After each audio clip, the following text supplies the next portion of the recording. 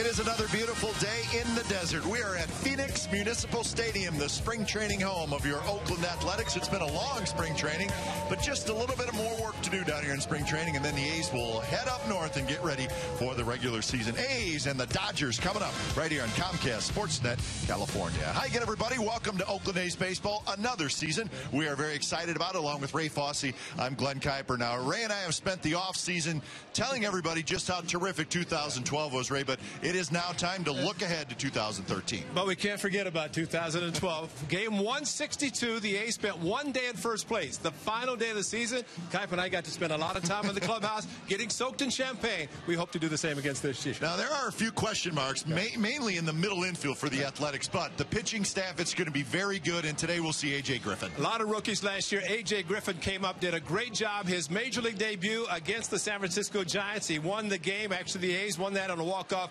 A.J. is a quality pitcher. You'll see today he works very quickly. He has an assortment of pitches. He has a great changeup, and I think the best thing about him, he likes to get the ball and throw it. That helps the defenders. And one thing the A's did a lot last year, hit the long ball. Home runs were aplenty last year, and they've shown that that is the case this year here in spring training as well. Cespedes hit a home run yesterday, a long one against the Giants. So we're looking forward to some spring training baseball. A's getting set for this 2013 season. We'll have lineups at first pitch from Phoenix Beauty when we come back.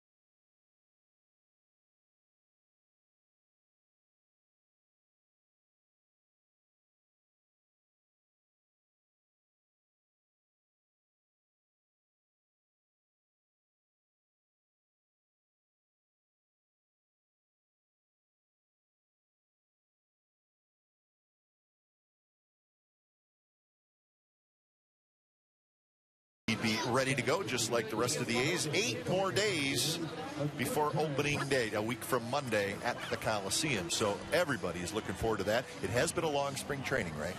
Last year was very short. The team went to Tokyo, and this spring it started in February. People were saying, why aren't there very many people watching games? It's February, folks. It actually snowed over at Talking Stick Resort. But it's baseball, it's beautiful weather, and we wish the people back on the East Coast the best, in the Midwest, because a lot of snow, and we hope the best for them because it's absolutely gorgeous in Arizona. A's have taken the field behind A.J. Griffin, and here is the lineup he will face for the Los Angeles Dodgers. A lot of familiar names. Carl Crawford will lead off, and then Mark Ellis at second. Matt Kemp in center, Andre Ethier in right. Jerry Hairston Jr. will play first base. Luis Cruz at short. Nick Punto will be at third. The catcher is Tim Veterovich. He is the catcher, and then Josh Beckett, the veteran right-hander, will pitch.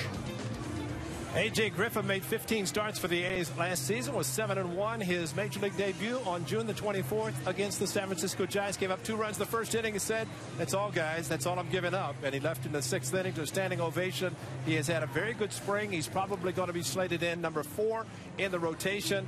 And as we mentioned in our open, he gets the ball, he lets it go. He has an assortment of quality pitches, and he's been able to work on those this spring because basically he knows he has a job in the rotation.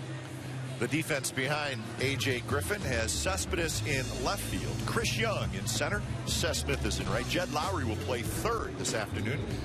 Hiro Nakajima is the shortstop, Scott Sizemore at second, and Brandon Moss at first, with Derek Norris doing the catching. That is your Athletics defensive alignment.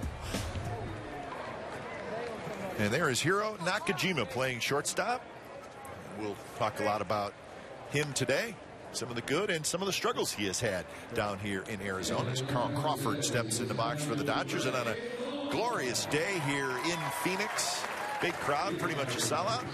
Fair amount of blue in the audience, so Dodger fans. Guy bid sold out a week ago today. It was all green because of St. Patrick's Day. A lot of blue today. First pitch of the ball game is a strike to Carl Crawford. So we're underway from Phoenix Municipal Stadium. Crawford, Ellis, and Kemp, first 3 hitters for what will be a very interesting Dodger team this year. Well, they talk about pressure in baseball. The Dodgers, with the acquisitions from the Red Sox last summer, and a lot of money to spend. Maybe some pressure on them to win for manager Don Mattingly and the Dodgers. And very happy to have Carl Crawford healthy back in the lineup. And Donnie Baseball, 3rd season managing the Los Angeles Dodgers. Of course, great first baseman. You see the gold gloves with the Yankees. 6-time All-Star, but unfortunately for him, never got to the World Series. Trying to do it with the Dodgers, though, as a manager. You can make an argument, Ray, that if all the teams in Major League Baseball, and remember the Dodgers play in a division that has the world champs and some other good teams, Dodgers may have the most pressure to win of any team in Major League Baseball. Would you agree with that? I agree, and you could go to the Angels as well because the acquisition and the signing of Josh Hamilton. So they have money to spend. They spend it, but it does put some pressure. And Magic Johnson, a great Hall of Famer in basketball, one of the owners of the Dodgers, kind of laid it on them about enjoy the pressures, enjoy what you have to do to try to win. Not to say that they must win the World Series or else, but I think it's kind of implied. I think you're right. That gentleman may have something to say about it. That is Yasiel Puig is his name, and he has had a phenomenal spring training. Yasiel Puig. That's good. I believe he's Cuban, right? Good. That's as good as I'm going to give you right there. Now, he is a Cuban along with the A's Yoenis Cespedes, and the two had a chance to visit over at Glendale, at the home of the Dodgers, shared by the White Sox, and they both did quite well that day. Old friend Mark Ellis, his 2nd year with the Dodgers, signed as a free agent. Well, you can look at the Dodgers and all the players that signed there, the Cuban defectors, and we know what Yoenis Cespedes can do. The Dodgers hopeful of their player as well. Injured a little bit, but he's going to be ready for the opener.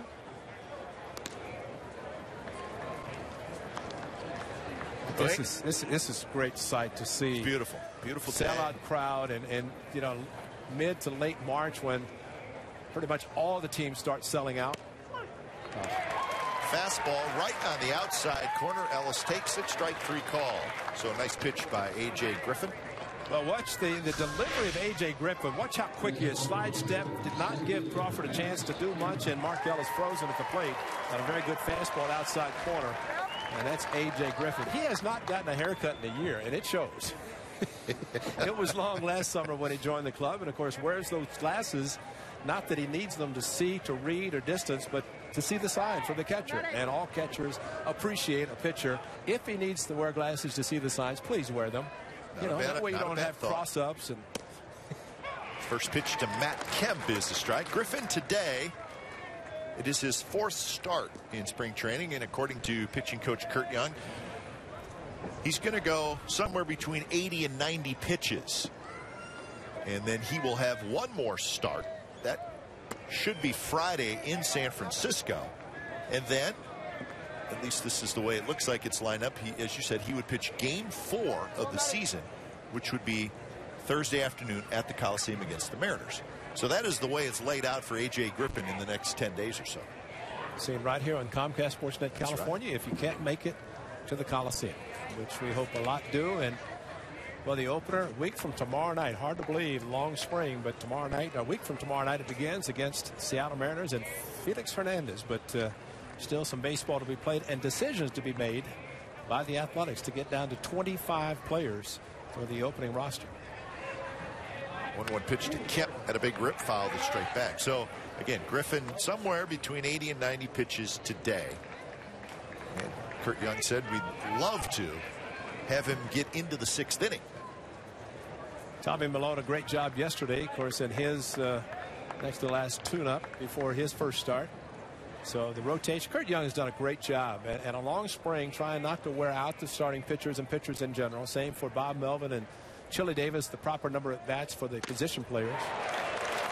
Good fastball there from Griffin, and he strikes out a very good hitter in Matt Kemp. So back-to-back strikeouts. Throws some very good off-speed pitches and then snuck a fastball by him again with a slide step. Got a lot of velocity on his fastball upstairs in the zone. And again, just the quality pitches that A.J. Griffin throws and the fact that he is able to mix his pitches well. By the way, did you see that guy, the mustache by the name of Mark McGuire, standing on the top step, new hitting coach for the Dodgers? That's right. He's there.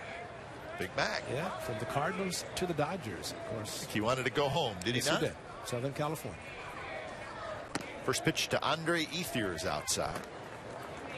I think it's nice, too, at this point in the season, Ray, for a starting pitcher, in this case Griffin, to face what is, well, not the full A lineup for the Dodgers. Gonzalez isn't playing, Adrian Gonzalez, but still a pretty decent lineup.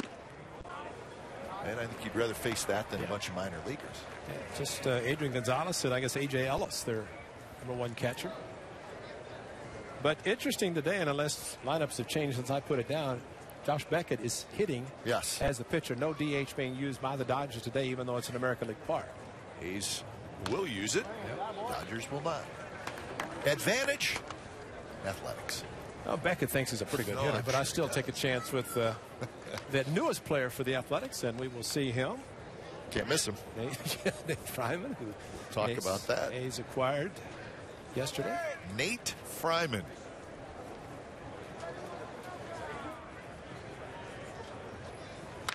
There's a drive to right. And Seth Smith just turns around, and that's headed for a backfield. And that's a home run for Andre Ethier, a 2-run shot. Dodgers lead 2-0.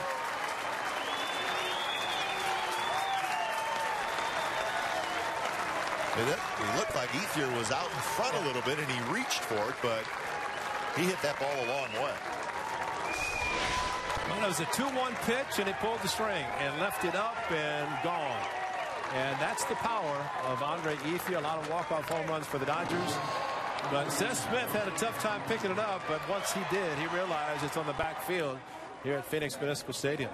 A former member of the Athletics, acquired by the Dodgers in the Milton Brandon trade. A.J. coincidentally on June the 24th, his major league debut, gave up a 2-run home run on that changeup to Buster Posey on the 10th pitch at the at-bat on a 1-2 changeup, and that's all he gave up. So if he does that again today, he's got a chance to do well. Jerry Hairston Jr. playing first base today. Hairston will be on the Dodgers roster as a utility man.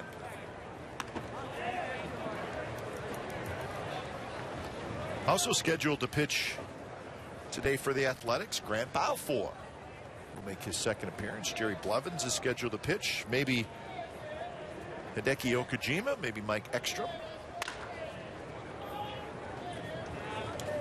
But the most important thing today is that A.J. Griffin gets to his pitch limit, which he will. Last Saturday, the A's played a split squat, the last of the Cactus League, which is good, but they always have the option of sending a pitch over to minor league camp, probably go right up the street. But they want to see as many as they can. I think your good point about the lineup that A.J. Griffin's facing today with the Dodgers, pretty much indicative of the type of lineup he'll be facing during the season. Hairston breaking his bat. Cliffy and Matt are both here, and the best bat boys, they would have had a bat ready. Look at the time they would have saved. A's would be back in the dugout. Yeah. Griffin would have retired Hairston, and we'd be in a commercial break.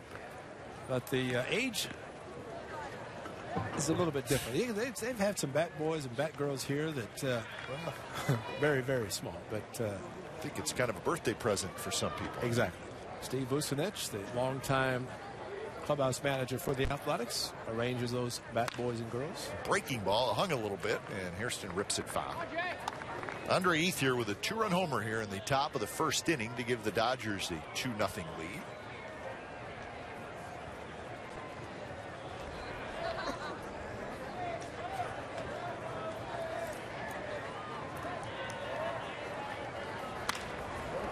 That one looped to shallow right.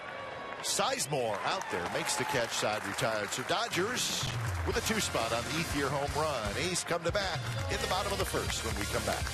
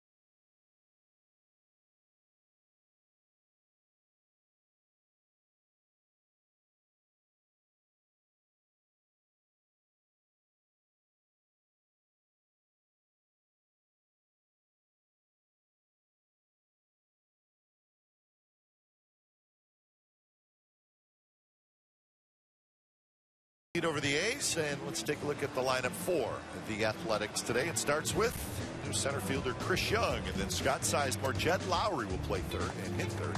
Cespedes, Moss, Smith, Norris, Fryman. That's Nate Fryman, the newest Athletic, and then Hiro Nakajima. A's lineup. And a familiar name pitching today, of course, familiar to the Boston Red Sox. Florida Marlins, world champion there. But Josh Beckett, the veteran right-handed pitcher acquired by the Dodgers in the big trade with the Boston Red Sox.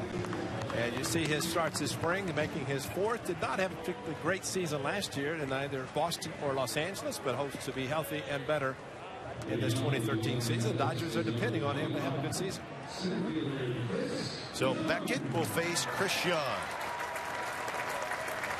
Defense behind Beckett for L.A. Crawford in left, Kemp in center, Ethier in right. That's pretty good outfield. Punto, Cruz on the left side, Ellis, Hairston Jr. on the right side, with Fedorovich, Tim Fedorovich doing the catching. Any homegrown players in that lineup that show how times have changed? Here's Chris Young. The first pitch is a fastball a bit inside, so seeing Chris Young in an Athletics uniform for the first time after coming over from the Arizona Diamondbacks.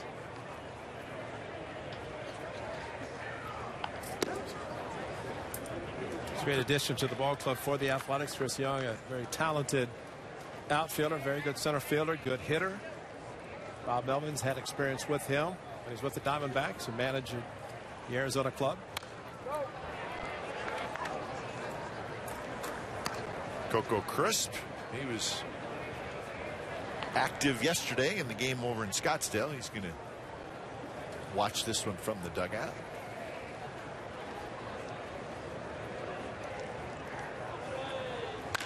That one bounced fair, third base. Punto with a terrific play, and they threw out Chris Young. Sensational play by Nick Punto. Just to get a glove on it was great, and then he was able to throw out Young, who was pretty fast. Wow. That's amazing. I've never seen anybody get up as quickly as Punto did.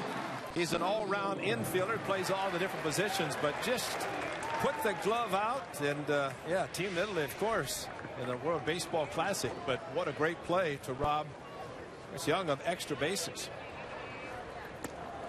So that'll bring up Scott Sizemore, playing second base and hitting second today for the Athletics.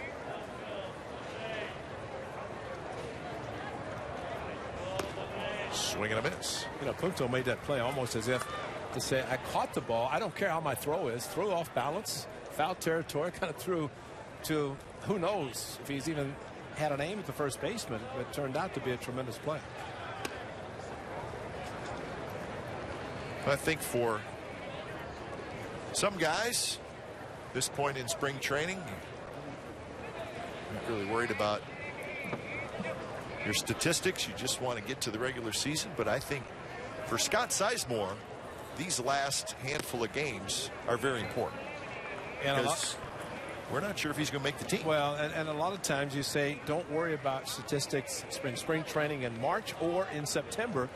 But there are cases, Nakajima, Sizemore, there are some cases of players and some decisions to be made by the A's front office about who's going to be playing second and who's going to be playing short. It's no question that it is the biggest question at this point for the Athletics. And we're going to talk to the manager, Bob Melvin, in the top of the third. And we'll certainly spend some time on that subject matter.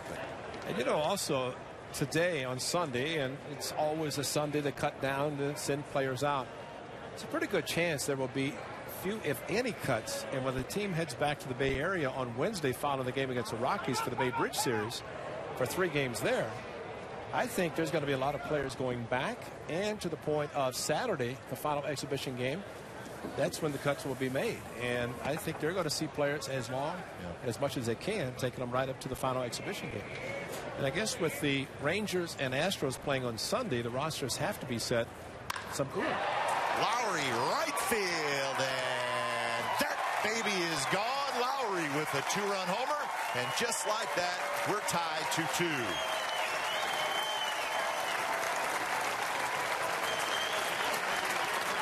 And as you were talking about the clogged up middle infield, this young man acquired by the Athletics from the Astros, a switch hitter with power, will be in the lineup somewhere. And there's a great example of great hitting third today in the lineup.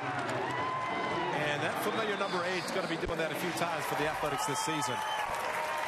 But Jed Lowry, as Billy Beane said, when I put my teeth into wanting to get somebody, I stick with it. We're glad he did. He had his teeth in Jed Lowry and wanted to make that trade, finally able to get it done. And Lowry is going to play somewhere. And we just hope that he is healthy throughout the season, because he is so capable of playing different positions, but especially swinging the bat the way he did on that fastball from Beckett. That's the 3rd home run of the spring for Lowry. But that trade that was made,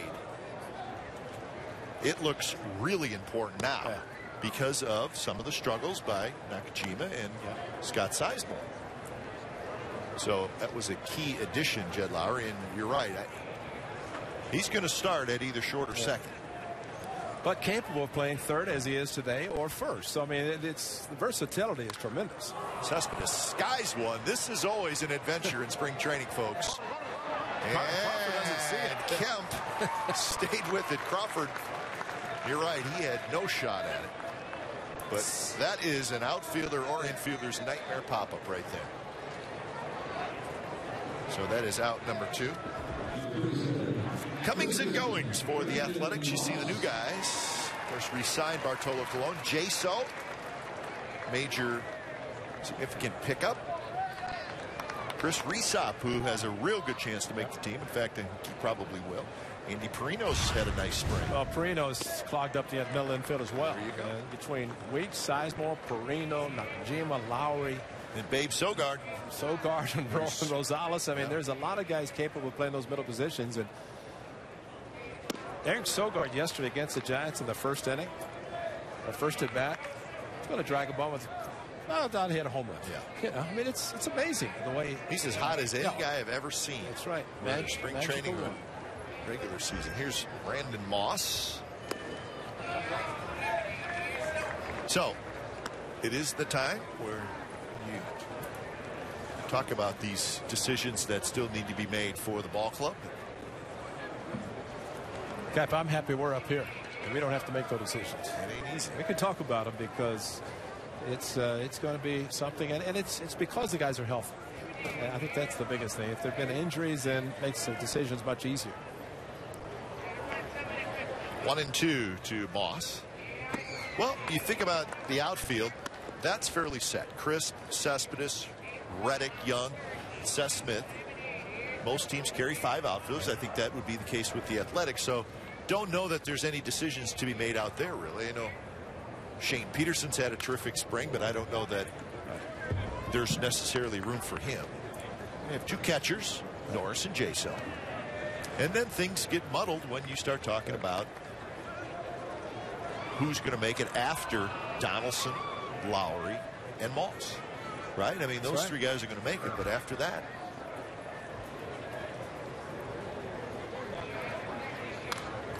Well, Bob Melvin has said that his outfielders get 400 to 500 at bats. Derek Barton, of course, one of the longest tenured position players for the club. A new beard that has been growing all winter. Different look for Derek Barton with the addition of Nate Fryman. There he is, the big guy. He's in the lineup as a DH today. Nate Fryman. We'll talk about him when he comes up, which he's DHing and batting 8th today.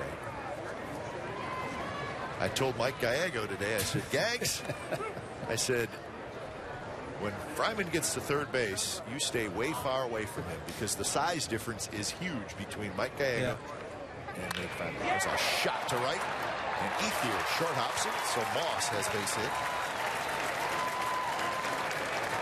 One guy will not be bothered by the addition of 6'8" Nate Fryman, and that is the guy at first base, Brandon Moss. The season he put up last year for the A's when he came up, this is indicative right there. He went out of the strike zone a little bit, fastball up and away, looking fastball, and that's one thing that Chili Davis had told him, be yourself. He's a pull hitter. That's typically a fastball that you'd say, well, hit it to the opposite field. That's not his style of hitting.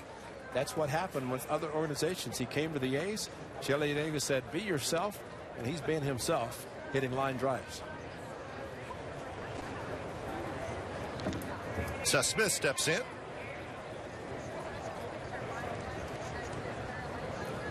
Smith having a nice spring, hitting nearly 350. Second year with the Athletics.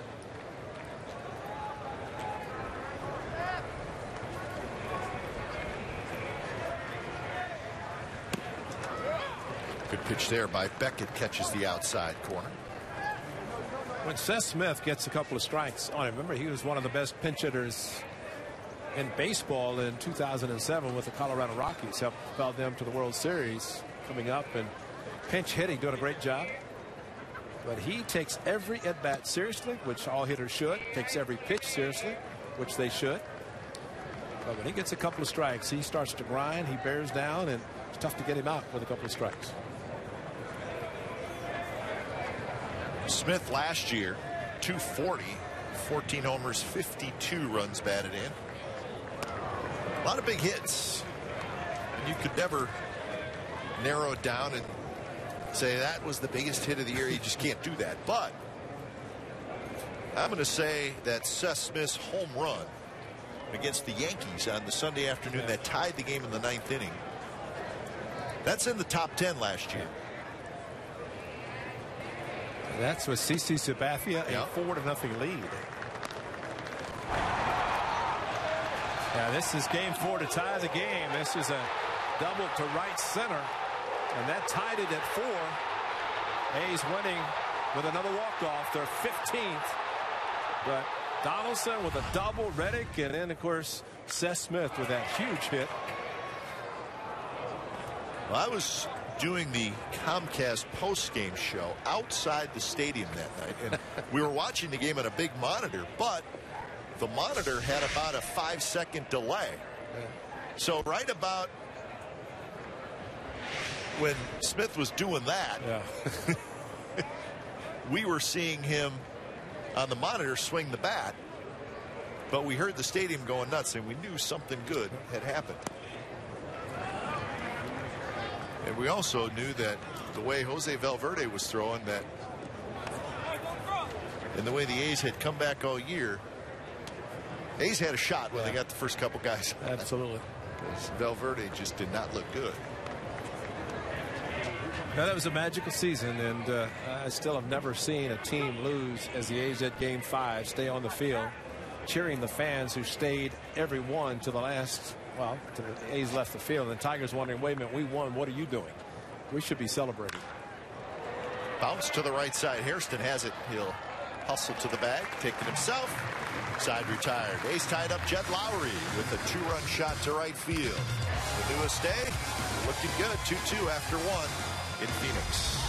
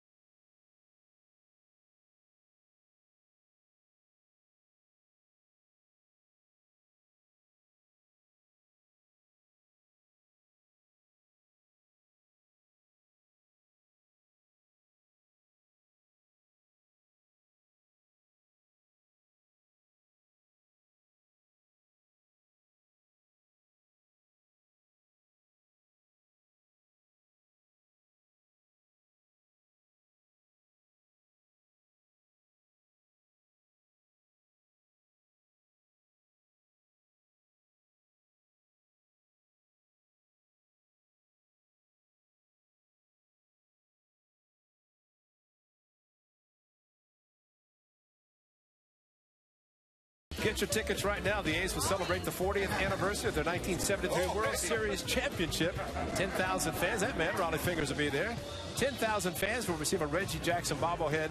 It's presented by Pepsi. Reggie Jackson, Raleigh Fingers, Sal Bando, Joe Rudy, and many members are scheduled to attend, along with a special pregame ceremony. For more information and tickets, call 877-493-BALL or visit oaklandathletics.com/tickets. And we encourage you to be there, because that is such a great time to celebrate what really has occurred so infrequently throughout Major League Baseball in all the years. The Yankees have won 5 in a row, but that was without the Division League Championship. The Yankees also won 3 in a row, but only the A's, the only other team to win 3 consecutive World Championships. Well, it's always good when you know something good happened when last year you celebrated a 40-year anniversary of winning a World Series. This year you're going to celebrate it and then next year you're going to do it again. Exactly. And you know the most impressive thing, and he's going to do it again this season, we saw last year when the players came in from center field, and I still get goosebumps thinking about it. I know all the members did, as Gene Tennis told us up in the booth. And Bob Melvin took the current A's team, lined them up behind the red carpet between the third base line and the mound, and welcomed all those players as they came in on the cars from the outfield. So great time then. It'll be the same on the 27th, and a very good fastball from A.J. Griffith gets the new shortstop for the Dodgers, Luis Cruz. Fastball up the zone. No, Hanley Ramirez is out for a couple of months at least. Just had surgery, and that was from the World Baseball Classic. Diving for a ball, and he's going to be out. But Cruz, very good shortstop. D. Gordon, another one. We got to see the Dodgers last season at the Coliseum. Well, the interesting thing with Hanley Ramirez, the Dodgers wanted him to play shortstop in the WBC, and I believe Jose Reyes was on the team, and Reyes played. I think they wanted Ramirez to get some work in at short, and then When he does play, he plays third, and he hurts his finger. Yeah. So that's a little bit of a blow for the Dodgers. That's a pretty good player in Hanley Ramirez that will be out till what it sounds like the middle of May. This is Nick Punto, who loops one. Young should get there. He will, and that's out number 2. And you'll be seeing that a lot this year, Kipe. And Young will get there, or Crisp will get there, Reddick, or Cespedes, Seth Smith, a very good outfield. Whoever's going to be playing for Bob Melvin in the outfield, some would say that if the ball's in the air, it's going to be caught because of the speed of the outfielders. And Chris Young, very good center fielder. Of course, Reddick, when he's in there. Seth Smith today playing right field. Cespedes in left. So a very good outfield covering the ground. And that helps pitchers. And they also, once they decide on the middle infield, the infielders will be good. The pitchers know they can have the hitters put the ball in play. It's going to be caught regardless.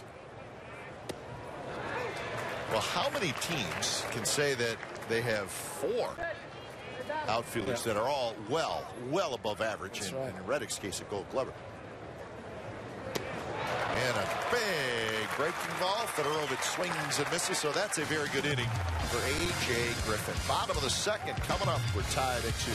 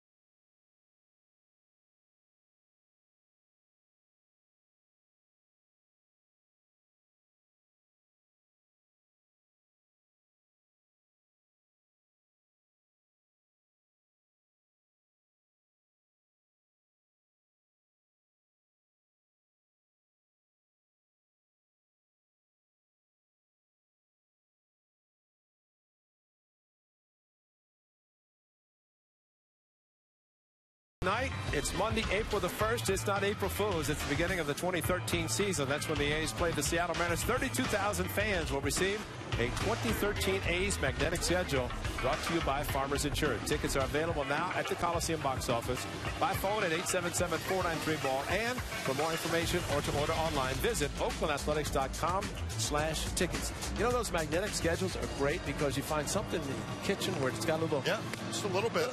You know, steel, whatever, and you can place that up there, and you can say, one of the A's playing in town, let's go. That's right. You can see all those games on Comcast Sportsnet California. And I think generally giving it away opening night is a good idea. It's perfect. That way you've got another 80 home games to look at to see whether you could come out. And the schedules will have all the TV games listed. They're going to be on Comcast Sportsnet California. And, well, that was so much fun in the post games last year. And games 160 and 162. Clinching a wild card, then clinching the division. A lot of fun. Derek Norris to lead it off. He'll be followed by Nate Fryman and then Hiro Nakajima. So Norris having a terrific spring. 4 home runs. 8 RBIs. You know, he's always known to be a hitter. But the one thing that he has done or did in the offseason, and it's shown this spring, you can see he looks a little bit lighter. He's just, you know, he's a kid. He's still very young. But he lost some of the upper body thickness, if you will. And he's done a very good job blocking balls behind the plate, throwing, just doing the things, catching, that he knows very important with his pitching staff. Whatever he does hitting, as he did in the A.J. Griffin game on June the 24th, his walk-off home run against San Francisco, those will come, but catching is the #1 objective for Derek Norris. He and John Jason.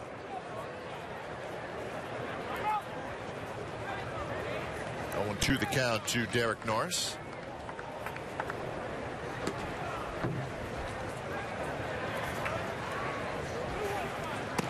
And a good pitch there. Fastball on the inside corner. Looks like it had a little cut to it.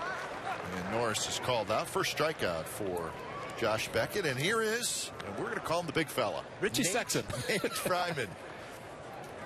And we're talking about his size because he is 6'8", 250 pounds.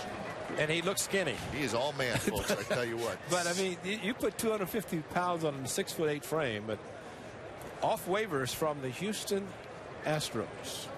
Rule 5. Yeah, it's a, I don't want to say complicated, but it is. The A's got him from Houston off waivers. Houston got him from the Padres in the Rule 5. Now that's where it gets interesting for the Athletics. So he is a Rule 5 player, meaning he's now with the Athletics. He has to stay on the major league roster the whole year for the A's. Otherwise, they have to offer him back to his original team, which was the Padres. So that's where this gets interesting with him. And the A's are going to get a long look at him in the next 7 days, because I think they like the fact that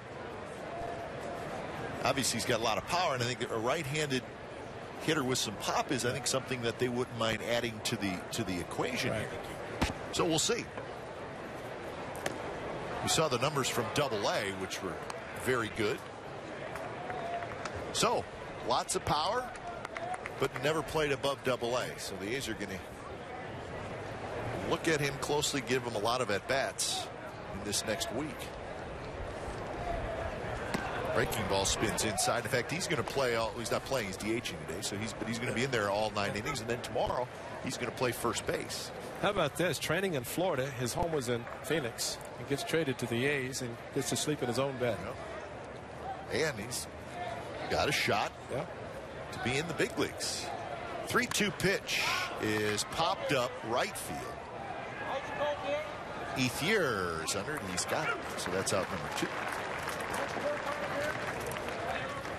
So all these questions that we're throwing out there personnel-wise, we're going to ask that man, Bob Melvin, in the next half inning, what the heck is going on? And he's going to give us his thoughts. You know what he's going to do is probably put on his dancing shoes. He will dance with it, but that's okay. Which is right. Why wouldn't he? Here's Hiro Nakajima.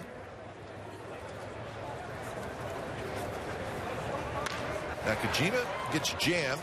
A floater towards short. Cruz throws to first. Side retired. So a 3-up, 3-down inning for Beckett. When we come back, the manager, Bob Melvin, will join us. Stick around.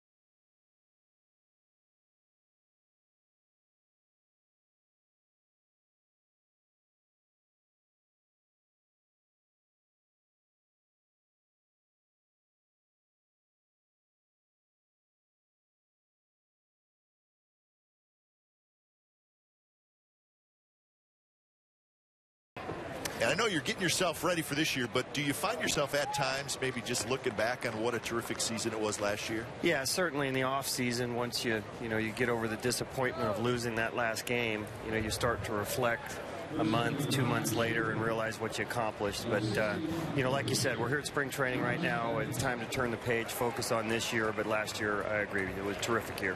A lot of decisions yet to be made. As you look into the next week, next Saturday, the final game of the Bay Bridge Series at the Coliseum, how many players would you take? At what point will the final decision be made as to who's going to be on the 25-man roster? Boy, that may come down to the wire, and we may have a bunch of people with us going north, whether it's pitchers and position players. So, a lot of guys really performing well and making decisions tough on us, which is a good thing, but it means it might go down to the end, and again, we'll have some tough decisions to make.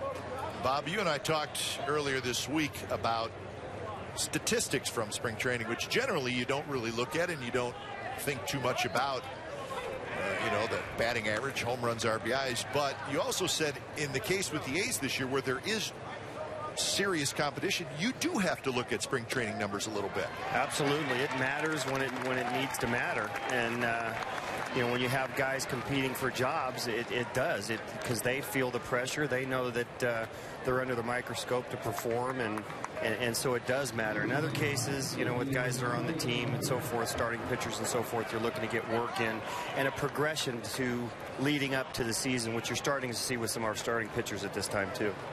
Skip, some decisions, as you mentioned, but talking about some of your players, I know you acquired John Jaso during the offseason, but bringing Darren Bush, AAA manager, did a great job last season. Bringing him in as a former catcher. And with Derek Norris, how much does he work with him? What kind of improvements have you seen with Derek Norris and maybe with the help from Darren Bush? Very much. Darren is a guy that we needed, especially with a young catcher like Derek Norris and who he was with in AAA too. I relied on a lot of feedback from him last year when Derek came up and works with him very well. So it was a tough decision. Ricky Rodriguez was a terrific bullpen coach and did nothing wrong. We just needed a catching coach.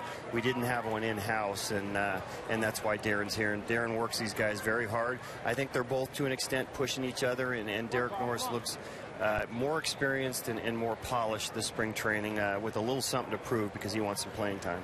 He's a good hitter, but how much do you want him to be a better catcher? Not necessarily better in a sense from last year, but better in handling the pitching staff versus maybe the hitting.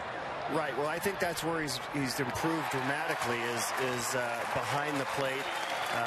For a younger catcher, sometimes you take your bats back there. It's something he's learning not to do because he is an offensive guy. He has to learn that, especially with our pitching staff, and he's getting much better about that.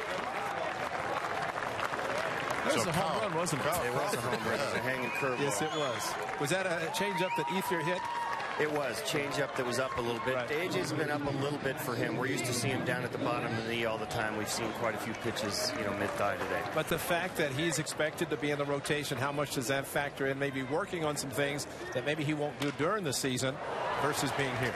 Well, it is. But the one thing I want these guys to know is, look, just because you have a job doesn't mean you're entitled to it and it lasts forever.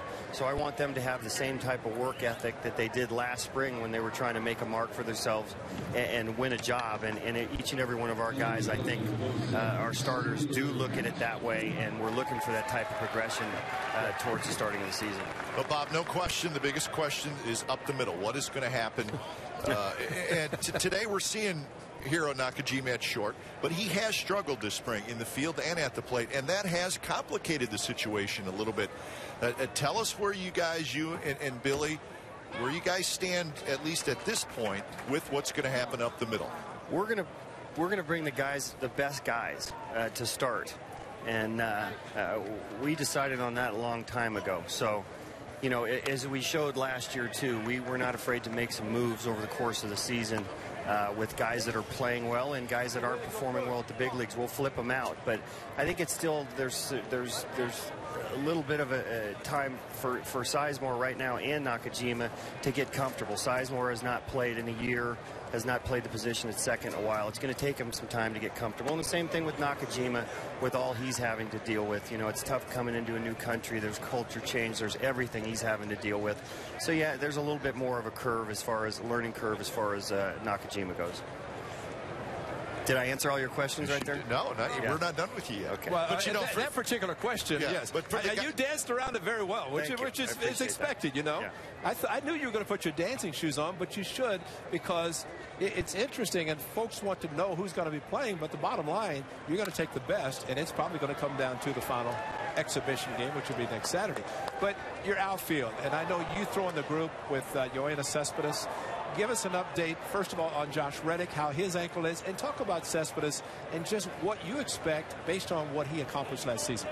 Well, as far as Red goes, he could have played today, but we, in this time in spring training, we want to make sure he's 100% healthy, and he'll be back out there tomorrow. As far as Yoenis goes, he is one of those guys I really have no idea what the ceiling's going to be. He just scratched the surface last year, was injured some last year, and we expect him to be, in a full healthy year from him. Boy, it could be some spectacular numbers. All right, Bob, stick around. We'll talk to you in the bottom half of the inning. A home run for Carl Crawford. Dodgers lead 3-2.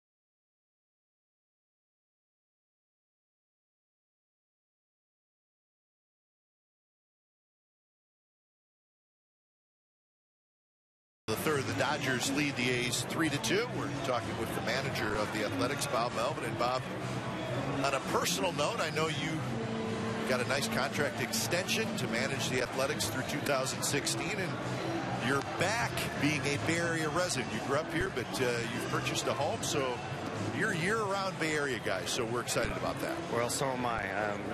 The organization made that kind of commitment to me, really just looking for a way to get back home. So I'm excited about it, living in the East Bay. My family's excited about it. And even though I did get an extension, just like my players, you know that the next day is not given to you, that you have to work hard each and every day and try to get better every day, and that'll be the case with me as well. Well, as you've heard me say it, and I'll say it again, you're the best in the business, so the A's are very smart at locking you up, hopefully for years beyond that.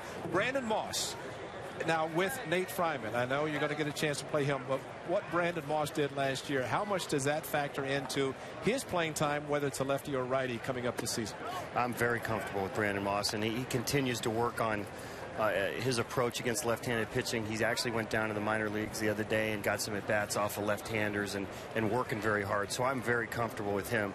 The organization really was trying to find a right-handed complement and really had their eyes on Nate for a while. So that when this came up, it was an easy one for them to pull the trigger on this one. And we're going to take a hard look at him here in the next several days. I saw him in batting practice today, and does have tremendous power. So we're looking forward to seeing what he has to offer. 2-1 the count to the leadoff man, Chris Young. You got another injury, the knee injury to Grant Balfour, your closer. And before we talk about that, you have to talk about Chris Young, because we spoke earlier when his bat seemed to be a little slow. Talk about Chris Young and the time you spent with him in Arizona and what you're seeing different in him now in his approach, maybe than earlier in the spring that maybe some people were worried about. Well, he's one of those guys that knows how to progress through spring training. And, he knows what works for him. He tries, you're starting to see him right there start to pull the ball a little bit and get the head out a little bit more. So where earlier in spring you were seeing him fight to stay back, hit the ball the other way, and that's what veterans do as far as progression goes. So I think he's starting to heat up right at the right time. You're starting to see him pull the ball a little bit more right now, and that means he's seeing the ball. And as far as Grant Balfour, the knee surgery he had early in the camp, where does he stand? How much does he need to pitch from your standpoint as the closer to be ready for a week from tomorrow night? I think he's right on time. We got 4 more scheduled for him, and one of them is today. So we feel like five appearances is probably right about good for him in that, you know, he's a guy that you kind of have to hold back a little bit. And therefore, you never want to say the injury was good, but we're able to hold him back some and get him, you know, the right amount of appearances to get him ready. It's probably good for him to hold him back. By the way, we had you in a split screen. You're multi-talented where you can talk and give signs to Mike Gallego. You going to give us a tip now when you're going to put anything on and let us know? And I'm just pretending right now because I'm not a great multitasker. I would like to think I could do both these things at once, and I'd hate to accuse you guys of distracting me right now, but that is the case. Well, you're fooling everybody because we saw you going through those signs, that little box down with the split screen, so that was impressive. But, you know, having said that, and people know that you get the signs of Chip Hale, whatever, third base coach, how many, what percentage probably are fake or at least going through them, which you have to do every pitch, versus actually putting something on? Boy, it's a low percentage. Yeah. You know, 3-1, 3-2 runs and so forth. You know, those are the brunt of them. Every now and then you put a hit and run or a steal on. We give some of our guys a green light. So, you know, it's a lot of them are just exercises in futility. 2-1 the count to Sizemore. Hits one high to right. Ethier's going back toward the corner. He's going to get there. He makes the catch. Young tags up, and he's going to show good hustle, and he's going to make it to second base. So good base running by Chris Young. He read the fact that Ethier was going to make the catch, but he was also going to be backpedaling a little bit, and Young tagged up and went to second. Skip, one of the players last year that I know that started day one of spring training that was instrumental in the success of the club, and that's Johnny Gomes. Now with the Red Sox, got a 2-year contract, and happy for him to get probably his best contract. What he did for the club last season, Brandon Inge, another veteran, with those guys gone, how much did they teach some of the players this year that they are going to carry that forward, and maybe some of the things they learned help the club this season and beyond? Yeah, I believe they did. You know, Johnny was a resource to everybody. And was great for us last year. You know, I think being around him and so forth, the guys a year more of experience, not only that, but postseason, I think they understand what leadership's all about. We have some guys in our clubhouse that can do that. You know, it starts with guys like Coco Chris, you know, Josh Reddick, you're always going to hear Red. And we even feel like some of the pitchers, and Derek Norris has a chance to be a leader too. So we have plenty of that there. Plus we have a very good coaching staff that is not afraid to lead too. So we think we're covered as far as that goes. Bob, we talked before you came on about how important the acquisition of Jed Lowry was. And I don't want to say it was went under the radar, because it certainly didn't, but maybe around the rest of Major League Baseball, hey, the A's acquired Jed Lowry. Is that a big deal? Well, it's starting to turn out that it was a big deal. Yeah, very much so. Boy, that was a great trade for us. You know, you wish the best for the guys that go in a different direction, but this guy, man, I knew he was a good player, but until we got our hands on him and watched him play, as you saw with the home run in the first inning today, he can do a lot of things. He can play anywhere in a diamond, very solid, very fundamentally sound, hits from both sides of the plate. He's got some pop in his bat, so we're excited about what he can offer this year. Does he have a position that you would say is his best position? I know today he's playing third, and obviously he sounds like he really likes playing shortstop, but and he also can play second base. But is shortstop his best spot? If you were to ask him, he would tell you that. He's really versatile. Up the middle, he's most comfortable. He played second, was All-American at Stanford, and played shortstop for the most part of his big league career. So he's more comfortable up the middle. You know, we're going to give him some reps over at third. I'm not sure we're going to do it first yet, but comfortable up the middle. And you know, he's the type of guy, based on his performance and everything, we got to find a spot for him. Being a Cal guy, how hard is it to talk about Stanford? Well, I just mixed it in there. Just give, you know, again, we have to commend you for the great job you did last season. Assessment comes up. But having said that, if everybody's healthy, which you hope they are, you're going to have an abundance of outfielders. You're going to have infielders. How do you... Well, how long does it take you to put a lineup together to try to make sure you're putting the right guys in the lineup, because you have so many guys capable of playing every day? What you did last season and mixing and matching, platooning was great. How do you continue to do that if everybody's healthy this year and you have, again, a lot of players that can play every day? Well, the outfield will be our toughest chore, but it really is a good problem. you know, we basically have 5 for 4 spots, including the DH spot. So there's going to be at-bats for everybody. It's the actual recipe of getting them those at-bats and trying to keep them ready all the time that's going to be the most difficult part. So I really can't tell you right now what that recipe is going to be. We'll probably look a little harder at it once we get to San Francisco and look at the matchups we get, you know, once we get Seattle's rotation and so forth. But it's going to be difficult because Chris is used to playing every day, and keeping him fresh and seeing enough right-handers is going to be the key for him.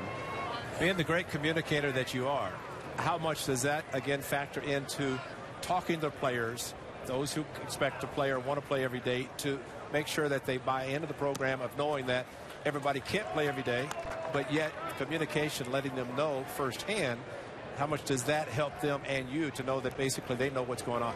Well, it lets them know how and when they can prepare. They might not like what they hear, you know, as far as playing time, but at least if you communicate when they'll play, you're honest with them, and they can prepare for that. And I think that's what most players want more than anything else. Cespedes with a base hit. That's going to load the bases with 1 out for Brandon Moss. So Cespedes singles to left. You know what, Bob, with the bases loaded and 1 out, we're going to let you get back to managing, but we appreciate you stopping by for an inning and a half. Thank you, guys. No, I enjoyed it. I'm not, again, you should probably give this to Chip. He's a better multitasker than I am. No. And, you know, we had our Comcast Sportsnet California dinner on Thursday, and I know you were busy. Chip filled in magnificently, as he always does. You know, Newt Rockney-type speech again, got everybody fired up. We missed you, but we knew you had a very important meeting. Thanks for your time. Go back to your giving signs, because I know you can multitask. Yeah, my pleasure. Chip wants me to put the squeeze on right now. With Moss up there, I don't think I'm going to do that. All right, thanks, Bob. Okay. We appreciate it. Thank you, guys. All right, always fun to talk to the manager. Squeeze. Yeah, a guy's capable of hitting on the 3rd deck at Coors Field. You're going to put a squeeze in. We'd all be looking at each other. Moss tried to squeeze here, but he has a chance to give the A's the lead. Well, Kipe, I think we know firsthand, being around the man every day, but fans who just listen to the manager realize that A's have probably one of the best in the business. Yeah, and he's an interesting guy. He's a very, very nice man. Yeah. He's a no-nonsense guy. Very much wants to win, obviously, and every manager wants to win, but he, you know, he'll laugh with you a little bit, but he's a pretty serious guy, but yet he's got just the right amount of sense of humor. Nice play at first by Hairston. Gets the out there, but Young comes in to score. So we are tied at 3. Give Moss an RBI ground out. And I'm not trying to dissect his personality, but we know him. I think you understand what I'm saying. Yeah, he's absolutely enjoyable to talk to.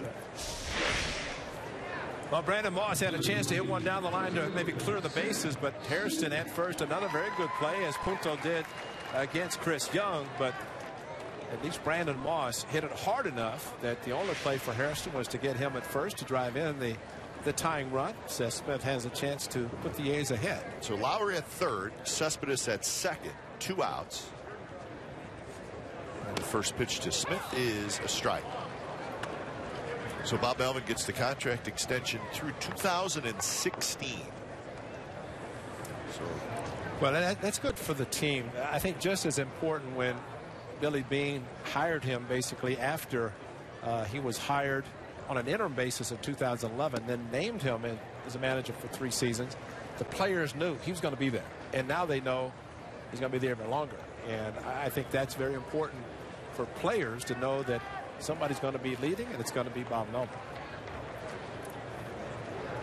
And there's the staff. Skipper to the right, Kurt Young. Great to have him back. Chip Hale, the bench coach, to the right of Kurt Young. Changeup and a good one from Beckett. 1-2 the count. To think with Kurt Young, if Josh Beckett had pitched the way he should have in 2011, and the Red Sox had not collapsed, Terry Francona might still be there, and Kurt Young might still be pitching coach of the Boston Red Sox. He would have been last year, as he had signed a 2-year contract.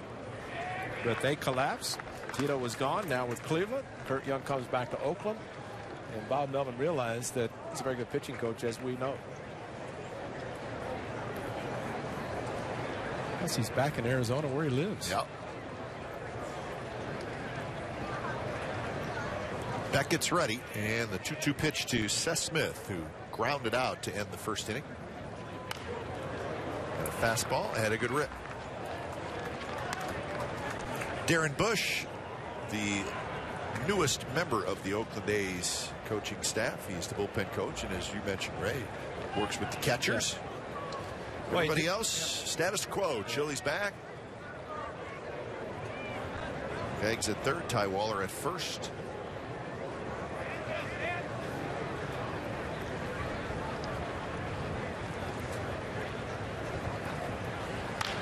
That one's looped toward left field. Crawford coming in, and he's not going to get it. 1 run scores.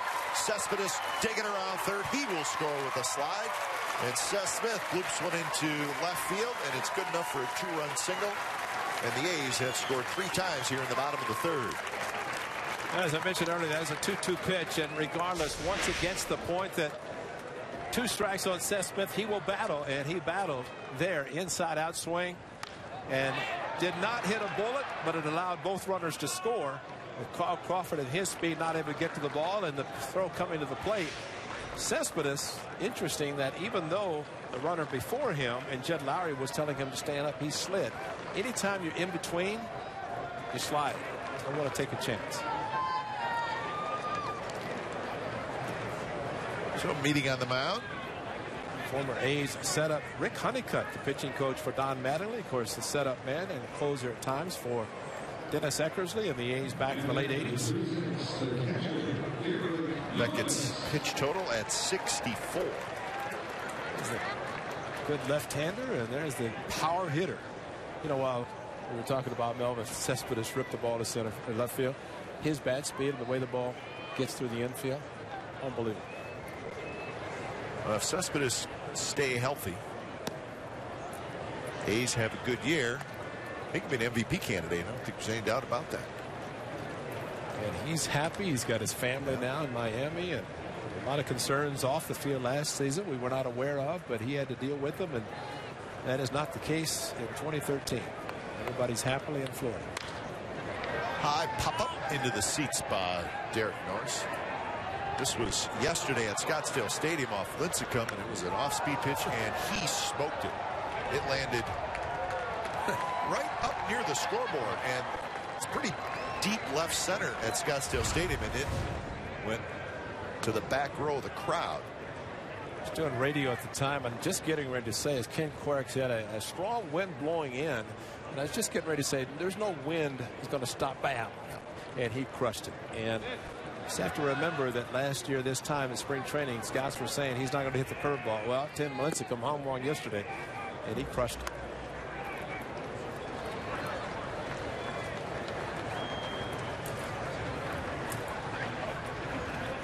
2-1 the count to Norris, who struck out looking in the second inning. That's the only strikeout for Josh Beckett so far in the game. Short lead by Smith at first. And a good changeup.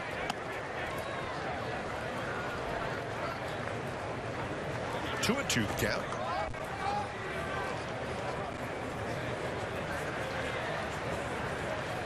Old friend Bartolo Colon back with the Athletics, re-signing. He will finish out his suspension. He has 5 more games left on that suspension. So he will miss the first 5 games of the season. And as soon as that is over, then he will be immediately inserted into the rotation.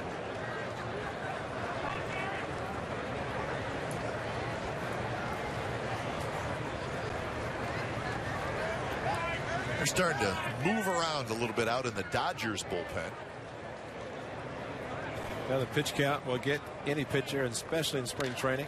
That one's ripped left center field, and that baby is gone. Norris hits spring training homer number 5, and the A's lead 7-3.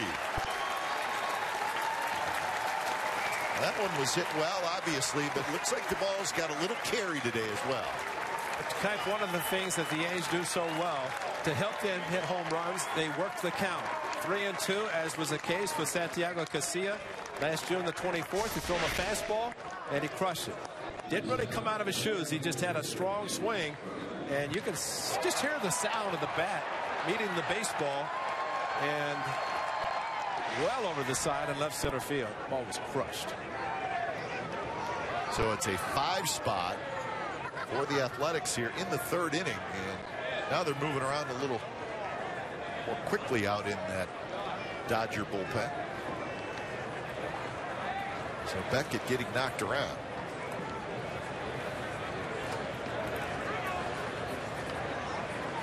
Looks like number 46, Josh Wall.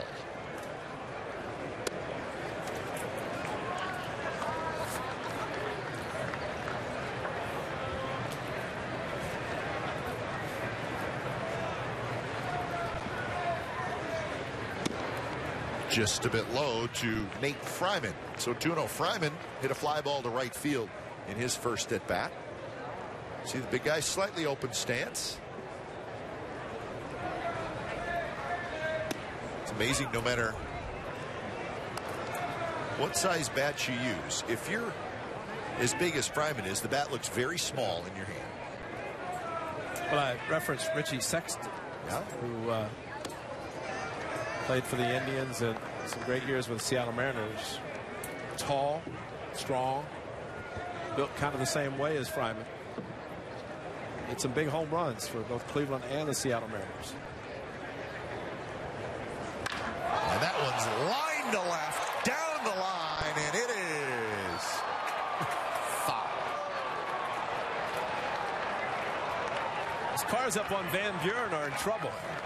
It was headed in that direction. Wow.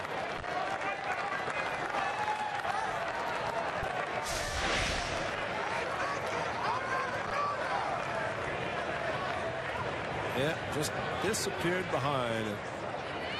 Again, the sound of the bat meeting the baseball is deafening. So 3-2 to Nate Fryman. This one's popped up, foul territory.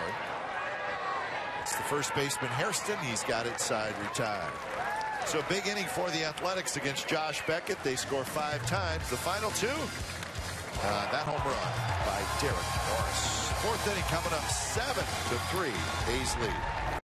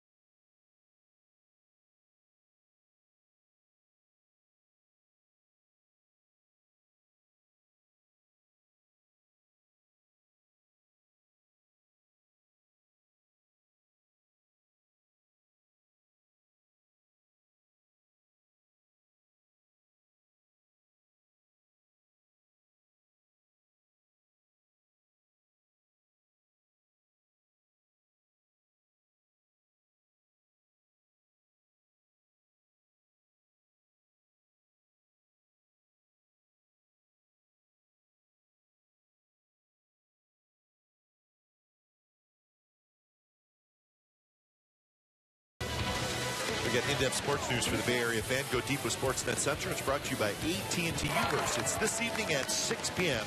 and it's on our sister station, Comcast Sportsnet Bay Area. All the latest spring training news, Steph Curry injury update, and highlights from the NCAA tournament. Ahmed Fareed and Kate Longworth will host. Back here at Phoenix Municipal Stadium, the A's have scored 7 times in the first 3 innings. They lead 7-3 over the Dodgers.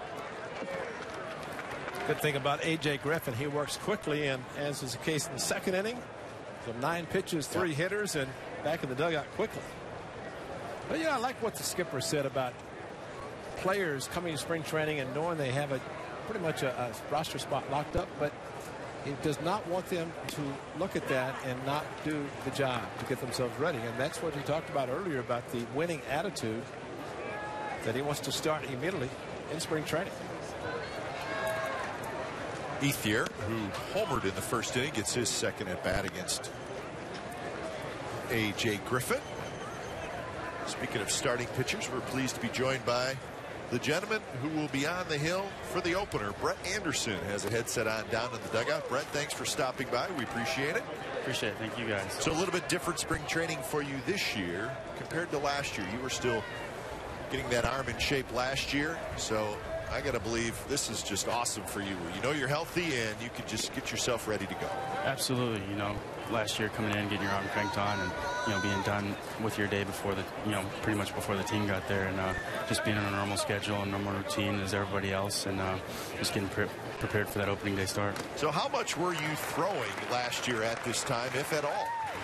Just playing some light catch. I think I was out to 90, 100 feet, something like that. Just light catch, and like I said, it's awesome to be back on a normal schedule. With the surgery that you had and the time that you missed, how much did you use that? And you know what I'm going to say, because when you left the surgery, had the surgery, coming back, I mean, just looking at you, you lost so much weight. How much did that help you get to the point of conditioning and being ready to pitch when you did come back, based on getting yourself healthy and losing weight? Yeah, sometimes it takes something like that to kind of kickstart you in the right direction, and I had a lot of time on my hands. I knew I was going to have to change some things in my diet and off the field stuff, and put all that time to good use. And I felt strong last year when I was out there, and hopefully it'll carry over to 2013. And you're the veteran leader now. You know that, right? You're 25 years old. And, yeah, that's right.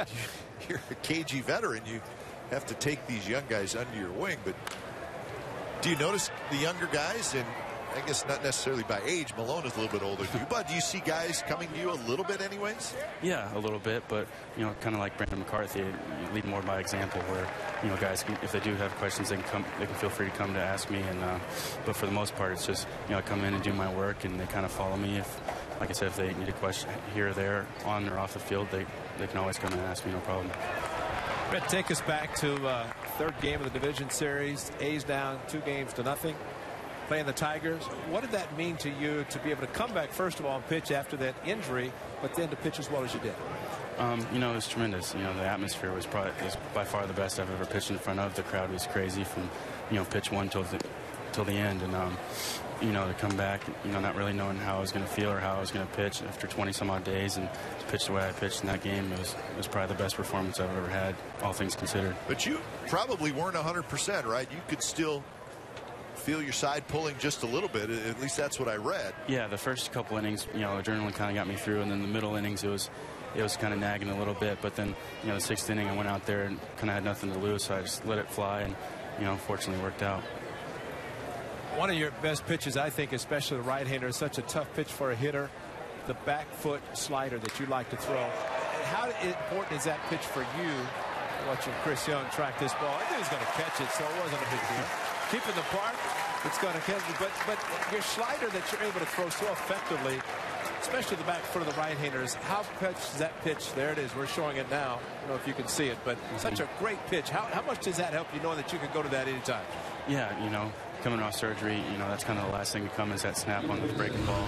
And, it's probably what I've got 90% or even more of my strikeouts on the big leagues is that back foot slider, especially to righties. And, that's always going to be my go-to pitch. And, I threw a couple good ones the other day, and it's coming along, and, break it out during opening day. The 2 outs for Luis Cruz. We're talking to Brett Anderson, and you were named the opening day starter early on. How often do you think about next Monday night? I mean, do you find yourself drifting toward that game in the Mariners lineup, even though it's still 8 days away? A little bit, as you get closer and closer, it kind of creeps in your mind here and there. But, still got one more start here. Need to get my work in. Need to sharpen some things up in that last start, and, get ready. My body feels good. My arm feels good. Just execute some pitches my next outing, and I should be good to go. Cruz drops one down the left field line. He hesitated, and then he decided to head for second, and he makes it easily with a 2-out double. Brett, being the type of pitcher that you are, I mean, you're capable of getting the strikeouts, but watching Chris Young track the ball in center field, you saw Coco Chris, Josh Reddick, Cespedes. From a pitcher standpoint, knowing that you have a solid defense behind you, whether it's infield or outfield, and a lot of times, even though you have the strikeout, how much do you know that pitching to contact, you have guys that can track the ball? Absolutely. You know, all of our outfielders are tremendous. They could be, you know, Gold Glovers all over the outfield, and then, you know, got some new guys in the infield this year. But from, you know, what I've seen, they've been doing their job and, you know, going to hold their own throughout the season. But, you know, I'm going to pitch to contact and, you know, have all the confidence in the world that my defense is going to make the play, or going to make the plays behind me.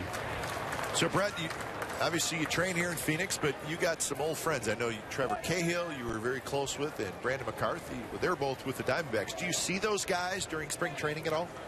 Yeah, here and there. Obviously, when we play those guys, or, you know, they're pitching against us, but we've gone out to dinner and some things like that. So, no, it's always good to catch up with those guys. It kind of seems like we have a few teams that are, you know, have revolving doors with, where the Diamondbacks and some things like that. So it's kind of funny how that works out sometimes. What do you guys talk about? Everything. You know, we try to leave the baseball stuff, you know, on the field, and, you know, whether it be Twitter or, you know, things like that. I was going to ask you about the Twitter, yeah, because McCarthy's big time into that, isn't he? Oh, he's probably the king of baseball right now as far as tweeting goes. He got a lot of fanfare, obviously, with the unfortunate injury, but, you know, his humor and stuff kind of made up for it, and so he's kind of taken off from that. And, you know, we've not had a chance to see him. I know he pitched against you guys, but having talked to him, and speaking of Brandon McCarthy, taking the line drive and having the unfortunate accident, how is he doing? And I say that because you being a pitcher as well, and seeing something like that happen, how is he doing? And you know, I'm amazed at you guys in the way that you are able to pitch and be able to field your position, and those unfortunate things happen. But how's he doing, and how's that reflect on something you as a pitcher might think about?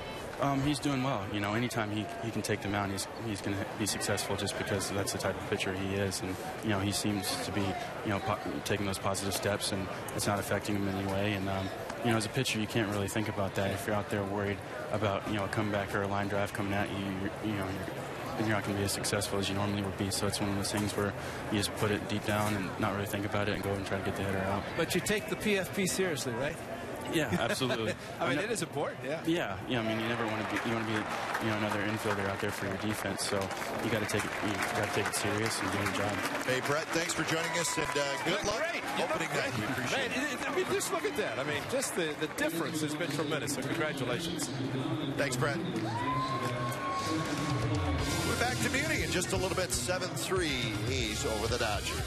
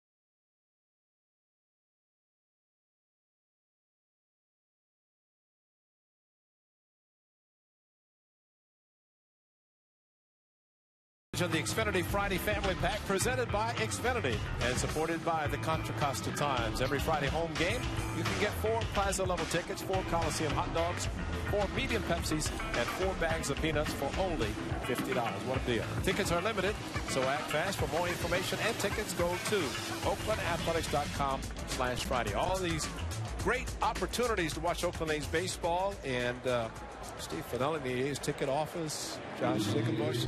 These guys have been busy. Said the off-season has been tremendous for tickets, and that's what we expect to see coming off a successful 2012. See the people of the Coliseum watching A's baseball, and if not, watching it right here on Comcast Sportsnet California. Here on Nakajima, his second at-bat. He grounded out to short in his first at-bat. He loops this one to right. Ethier's there. He's got it. Nakajima is retired for the second time. 1 out here in the bottom of the 4th inning. So it sounded like Brett Anderson is ready to go. One more start before his opening night start. You know, he mentioned and he references his next start, last start before the opener, in changing some things. And he talked about that after his last start, where he, like Bartolo Colon, gave up some hits and runs. But you start working on things. Well, getting down to the last start before the opener, he'll be in serious working mode and getting everything working and getting ready for opening night. Well, according to the notes, which are always correct, Brett Anderson will pitch on Tuesday against the Indians down here in Valley of the Sun.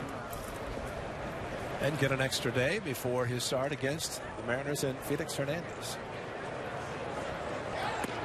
Pitch to Chris Young is in for a strike. Young has grounded out. The ground out, he was robbed of a hit by Nick Punto at third, and then he singled and scored in the 5-run third inning. This one loop toward short. Cruz is there, and that's out number 2. Right now. Lean. Bernie Lean. It was one of the great sidebar stories to the season last year. Well, See if it returned. Well, it will with the Coco Crest bobblehead. Could return one night for sure. 2 outs for Scott Sizemore. Walk and a run scored in the first. Fly ball to right in the third. Coco, I think he could take credit for starting the Bernie Lean. Well, Brandon Inge and Jerry Blevins heard the Bernie song, so there are a lot of guys, but I mean, you give guys in the outfield or on second base with a double and they look in the dugout. Well, when we saw that, when we saw them doing the Bernie after a double, we knew that it was here to stay. Yeah. That the tall lefty, the most tenured pitcher, Jerry Blevins, heard the song, brought it in, played in the clubhouse, and that was Brandon Inge's walk up. Haven't heard. I know he's with the Pirates. Have they decided on his status? I have not heard. Haven't checked. We got a hope he does non-roster invite with the Pirates. Had right shoulder surgery, separation. It's a good man. Good to see him with the club last year and when healthy, played exceptionally well, as did all the guys last year. Full count to Sizemore. And he takes a touch inside and his second walk of the afternoon. Third walk for Beckett. Talk to the A's clubhouse manager Steve Vucinich and Kevin Schaefer. His wife Dory normally come down to the Valley of the Sun for spring training, but unfortunately, according to Vos, double pneumonia for Kevin. So we wish him well, get healthy, and get back to watching Oakland A's baseball. Kevin Schaefer and his wife Dory. So I'm sure if you've made a trip to Arizona and you have to miss one, it's disappointing. Yeah. Because it is the Valley of the Sun and it's beautiful. And then there's baseball on top of that. Jed Lowry, a 2-run homer in the first inning. Fastball, a little bit in, and he spun on it. Kept the last 3 weekends, counting this weekend. It's been Josh Reddick against Jared Weaver. And also Chris Young. I can't remember. He had a home run in the first inning. But it's guys finding pitchers who are struggling, as the case with Reddick with the 1-0 fastball from Jared Weaver. Laid it in there, and he smoked it over the right field fence. Same with Chris Young, and Lowry did it today following the walk to Sizemore. And that's, as Chili Davis would say, Chappelle, guys go up and they ambush him. That's some serious ambushing. You get a fastball, you don't take it for a strike, you swing at it. Lowry also walked and scored in the third inning. Popped up, Cruz, the shortstop, shading his eyes. He's got it. Side retired. 2-out walk to Sizemore, and that's it for the Athletics. We are headed to the 5th. 7-3 A's.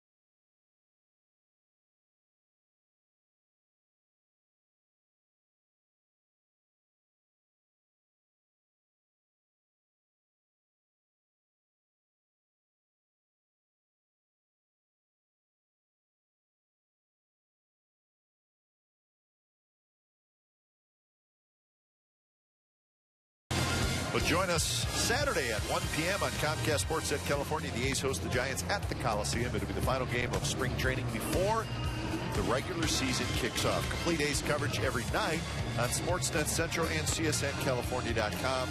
The home of A's baseball is Comcast Sportsnet. So after today, the A's will have 6 games left. 3 here in Arizona, Monday, Tuesday, Wednesday, and then in San Francisco Thursday, in San Francisco Friday, and then that game that we just mentioned Saturday at the Coliseum. So when it's all said and done, Ray, 33 exhibition games the A's will have played, and that's a lot. That's too many. How did you guys play in the 70s? 20, 25? Yeah. Actually, the reporting date was March 1st. You had to be in camp 10 days before you could play in your first game. And then you open within, first part of April. Well, this year, what did the A's report on? 12th of February? Yes. Something like that. And first game on the 23rd. Nice play by Nakajima, just not enough time to get. First 2 weeks of the season, and that's what it looks like, as the A's will open with that 4-game series at home, and then on the road, and our first stop, Ray, Houston. 3 against the Astros, and then a day off in Anaheim, and then 3 against the Angels, back home for the Tigers. So that's the first couple weeks, and the first road trip is to Houston, new member of the AL West. How about that? So that'll be interesting. Interesting for the teams playing Houston. And think about the Astros moving into the Western Division of the American League, one of the toughest divisions. 3 teams, and then the improvements of the Mariners. And they have to play about 78 games against those 4 teams in the division. Who's the pinch hitter, Kai? I have no idea. Brian, was this 2 names? So number 84. Brian Cavazos Galvari. So not only is it a guy that we've never heard of, but he's got 2 last names, which really makes it like 33% more difficult to. Well, and unlike number 15, David Lopes, and the catcher, and he's got no name. And that's not a good sign when you have a high number and no name. It's Galvez is the second of his 2 last names. But anyways, we'll know all about Houston from here on out. The A's will play 6 of their first 16 games against the Astros. I thought you were going to say you were going to find out all things about Galvez. No, I'm going to stick with Houston. Learning about Houston and the Astros. We're looking a little closer at the schedule. Anaheim early, but the A's will not play the Texas Rangers until May 13th. That's amazing. And that'll be a different looking team, obviously, without, immediately you think without Josh Hamilton, but I think it's going to be just as strange not seeing Michael Young. I think the best move for the American League pitchers is to get Michael Young in the National League, except those American League teams that play the Phillies and Interleague play. To me, Michael Young was as good a hitter in clutch situations as anybody in the Texas Rangers. And I agree. And then you take the power of Mike Napoli down with the Red Sox.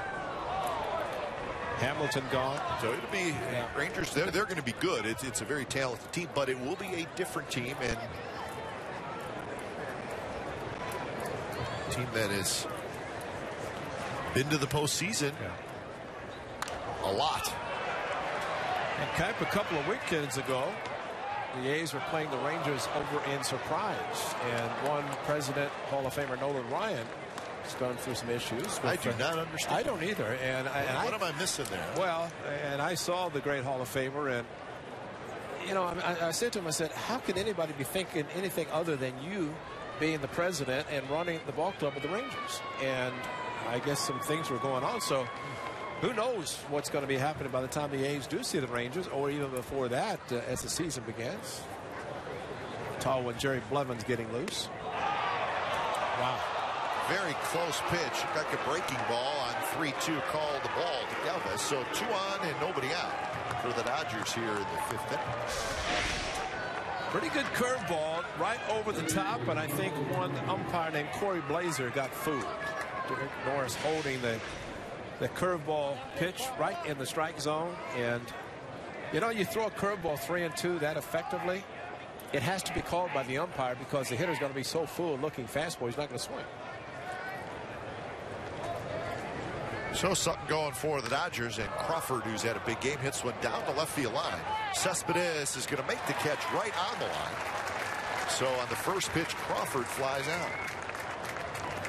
So that's out number 1. So Cespedes, a very good jump on a fly ball, tailing away, sinking towards the line, but the speed of Cespedes, we see it on the base paths, but shows it also in the outfield. And when you think back to 2012, Cespedes down here was playing in center field, then moved over to left field mid-season, in the early part of the season, and by the time the year was over, he was playing Gold Glove left field. He was terrific. Very strong arm, so not many guys are going to score from second. Now there's the curveball. See, Corey Blazer saw one. He said, I blew that one. Now if I see it again, I'll know it's called. You saw Jerry Blevins warming up in the bullpen. Now that pitch right there, Ray, was number 80 for Griffin. So he is closing in on his limit for the day. Jumps ahead of Mark Ellis, 0-2. And since it is spring training, unlike maybe during the season that leave a pitcher in to try to get through a tough inning, it is a pitch count, and you might see if Ethier comes up that Blevins might come in. At that point, the pitch count would be up.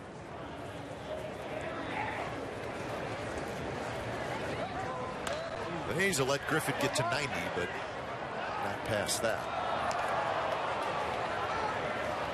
A little more on the schedule, Ray. Interleague this year, the A's will play the National League Central, and of course that's the big story in baseball this year is the fact that there will be an interleague game played every day with the same amount of teams now in each league. So it'll be the National League Central for the Athletics. Curveball, and it hit Mark Ellis. So disappointing at bat there for Griffin facing Ellis as he was ahead in the count, and then he hit him. Well, as the curveball turned into it, Mark Ellis. I think Kurt Young is going to just visit with A.J. Griffin and maybe getting through Matt Kitt, maybe getting to hit into a double play to get out of the inning, and then if not, I'd say Blevins probably listening for Andre Ethier, the left-hander, the on-deck circle. And maybe Kurt is just finding out how the big guy feels because of the pitch count you're talking about. Mark Ellis leaving after being hit by a pitch, not for the injury, but pitch runner in for him.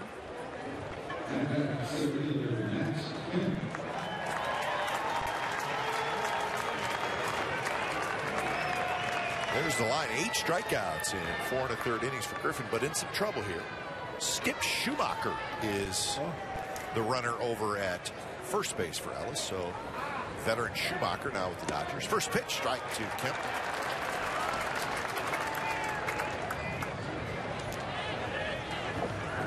Kemp has struck out twice.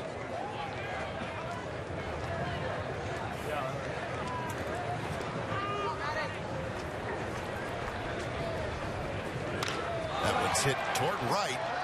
Smith on the move toward the line near the bullpen, makes the catch in foul territory. It's going to be good enough for a sacrifice fly. So Kemp gets the RBI, and it's now 7-4. Galvez tags up and goes from second to third.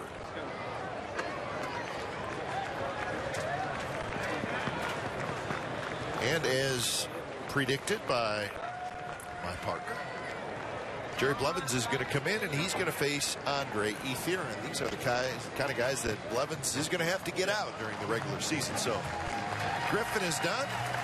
He gets 2 outs into the 5th inning. 7-4. Blevins coming in. When you're driving down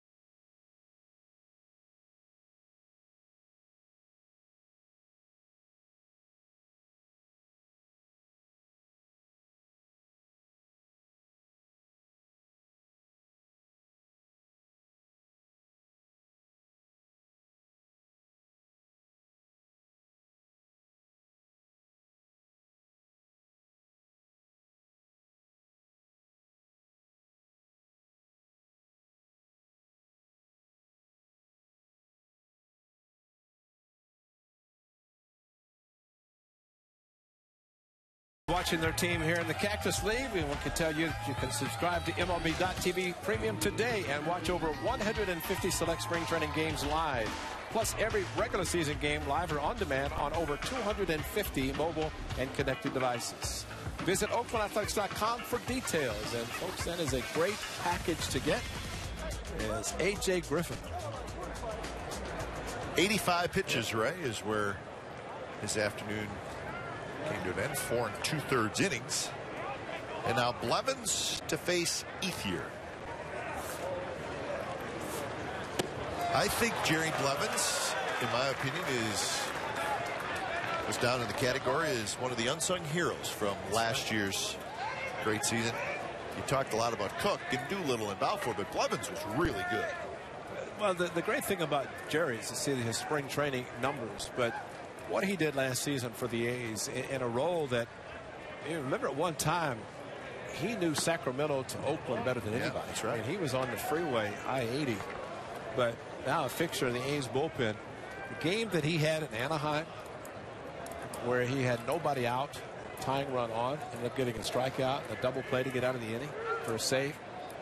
It's a miracle. So did he act, but did a great job. So the A's bullpen, as we talked, there's a lot of guys down there in the bullpen, as with the position players.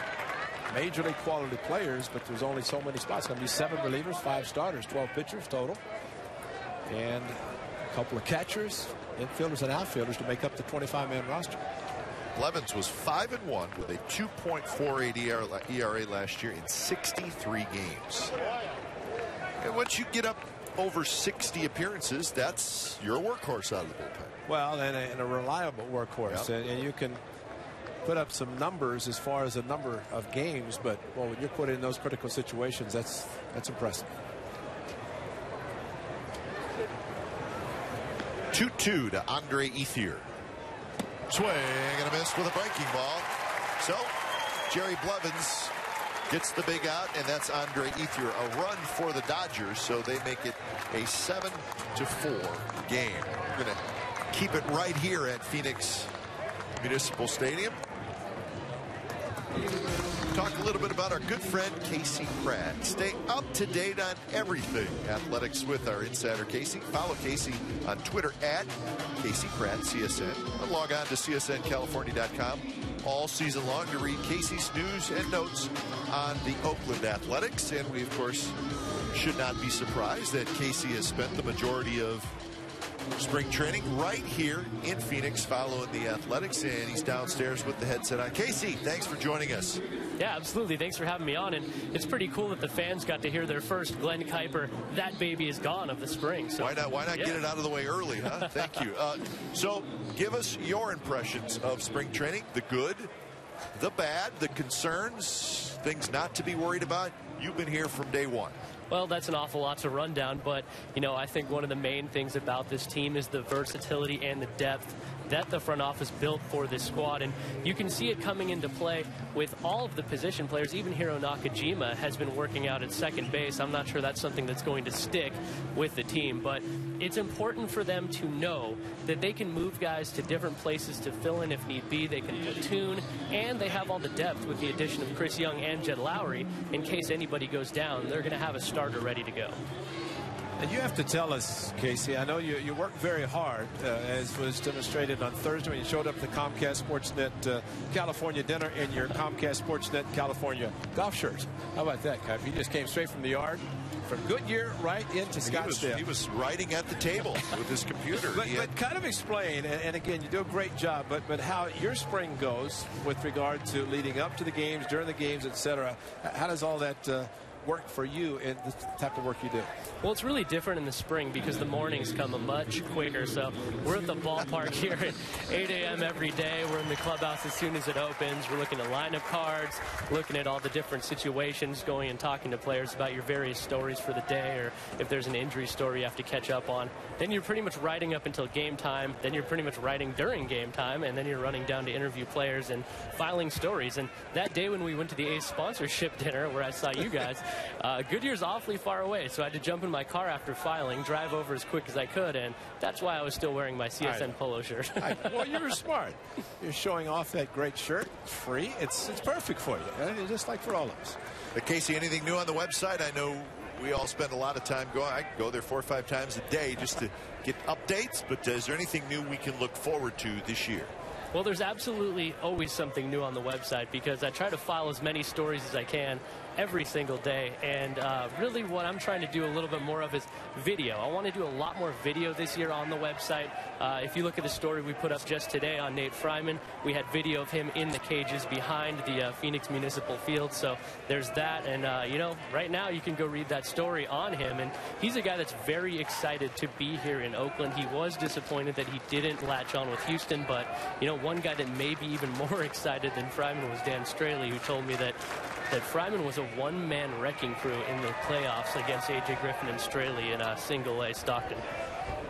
And, of course, your Twitter account is always hot. You're firing stuff out there seemingly every minute, so you have it pretty much covered. And we look forward to checking that all out. Thank you, guys. I appreciate it. At Casey Pratt CSN is where you can find me on Twitter. Now, Casey, I know the club will be returning to the Bay Area as well. And they'll play a night game on Thursday, a night game Friday, day game on Saturday. I know the coaching staff, all the players looking forward to getting back to the normalcy of the season, more night games than day games. How are you feeling about that, considering I'm sure you have a life that you like to spend time, but if you're out here so early and working so late, but you have to be looking forward, I would think, to more night games so you can sleep in a little bit and have a life. How much are you looking forward to that? I'm absolutely looking forward to night games. I'm not really a very good morning person, guys, so it's actually pretty tough for me to get up that early and get going. But night games work out much better for me, and I'm actually pretty happy to get home, too, because I want to see my wife, Danielle, who is currently 8 months pregnant. Wow. So surprised you're still here. So maybe that sleep thing, maybe that's not going to happen for Casey. Well, that's right. Do you have a name for the new baby? Yeah, the baby's name is going to be Harper. We haven't picked out a middle name yet. Congratulations and good luck with that, and we wish your wife good luck. And do you know what? You don't have to worry about sleep because you have a baby. You won't get any sleep anyway. Yeah, exactly. Really? It's over for me, guys. That's right. You did great work, though. That's the important thing. There's no reason why when Casey's up, middle of the night, he can't write a story or something. So we'll look for a little bit more more content from Casey. All right? Absolutely. Do those 2 o'clock in the morning feedings, too. I'm sure Danielle will appreciate you getting up and doing those, too. I'm just going to be there for all the support I can. I'm going to help out however I can. Thanks, Casey. Keep up the good work. We'll see you back in Oakland. How about that? All right. That sounds good, guys. All right. See you. So Casey Pratt, follow him at csncalifornia.com. And he joined the group last year, and he's done a great job. Spring training down here. He is our A's insider. Yoenis Cespedes led off this inning with the fly ball to right field. That's Grant Balfour, who's going to get in the game today, his second appearance of spring training, so that'll be fun. That's the awesome. Just have to superimpose some of those right field bleacher creatures and whatever. Have you ever figured out what they do in right field when Balfour comes in? I don't know if there's an actual name for it. I think it's the Balfour Rage is what it's been labeled. And you know what? If they're doing it and the guy they're doing it for gets into it as well, well, then it's... And he did after the celebration and winning game 162. He was out in right field along the warning track, relating his fans out there. Oh, yeah. So Balfour will get in the game, and it looks like it will be the next half inning. 2 outs for Seth Smith.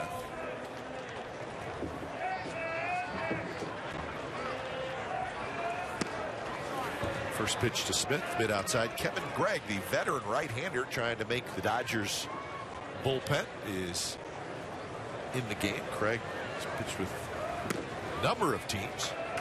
And he's been a closer for a number of teams.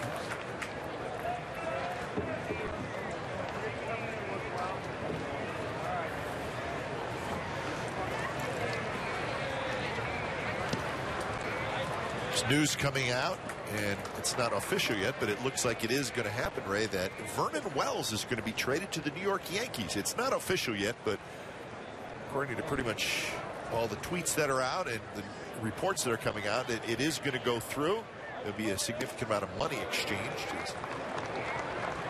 Yankees just looking for healthy bodies, and it looks like they're going to get Vernon Wells. Angels will send Wells to the Dodgers, or not to the Dodgers, to the Yankees, and they will send a whole bunch of money as well. So the Angels will pay a lot of the remaining contract of Vernon Wells, which is $42 million owed him through 2014. So it was about $130 million contract he signed with the Blue Jays, and was traded to the Angels, but really has not panned out well for Vernon Wells. But he has to be happy to be going someplace where he's going to get a chance to play. He waived his no trade clause, so it looks like Vernon Wells will be a Yankee. 3 up, 3 down inning for Kevin Gregg. Grant Balfour warming up in the bullpen. We could see him this half inning. So it's time for the rage. Having fun at the ballpark.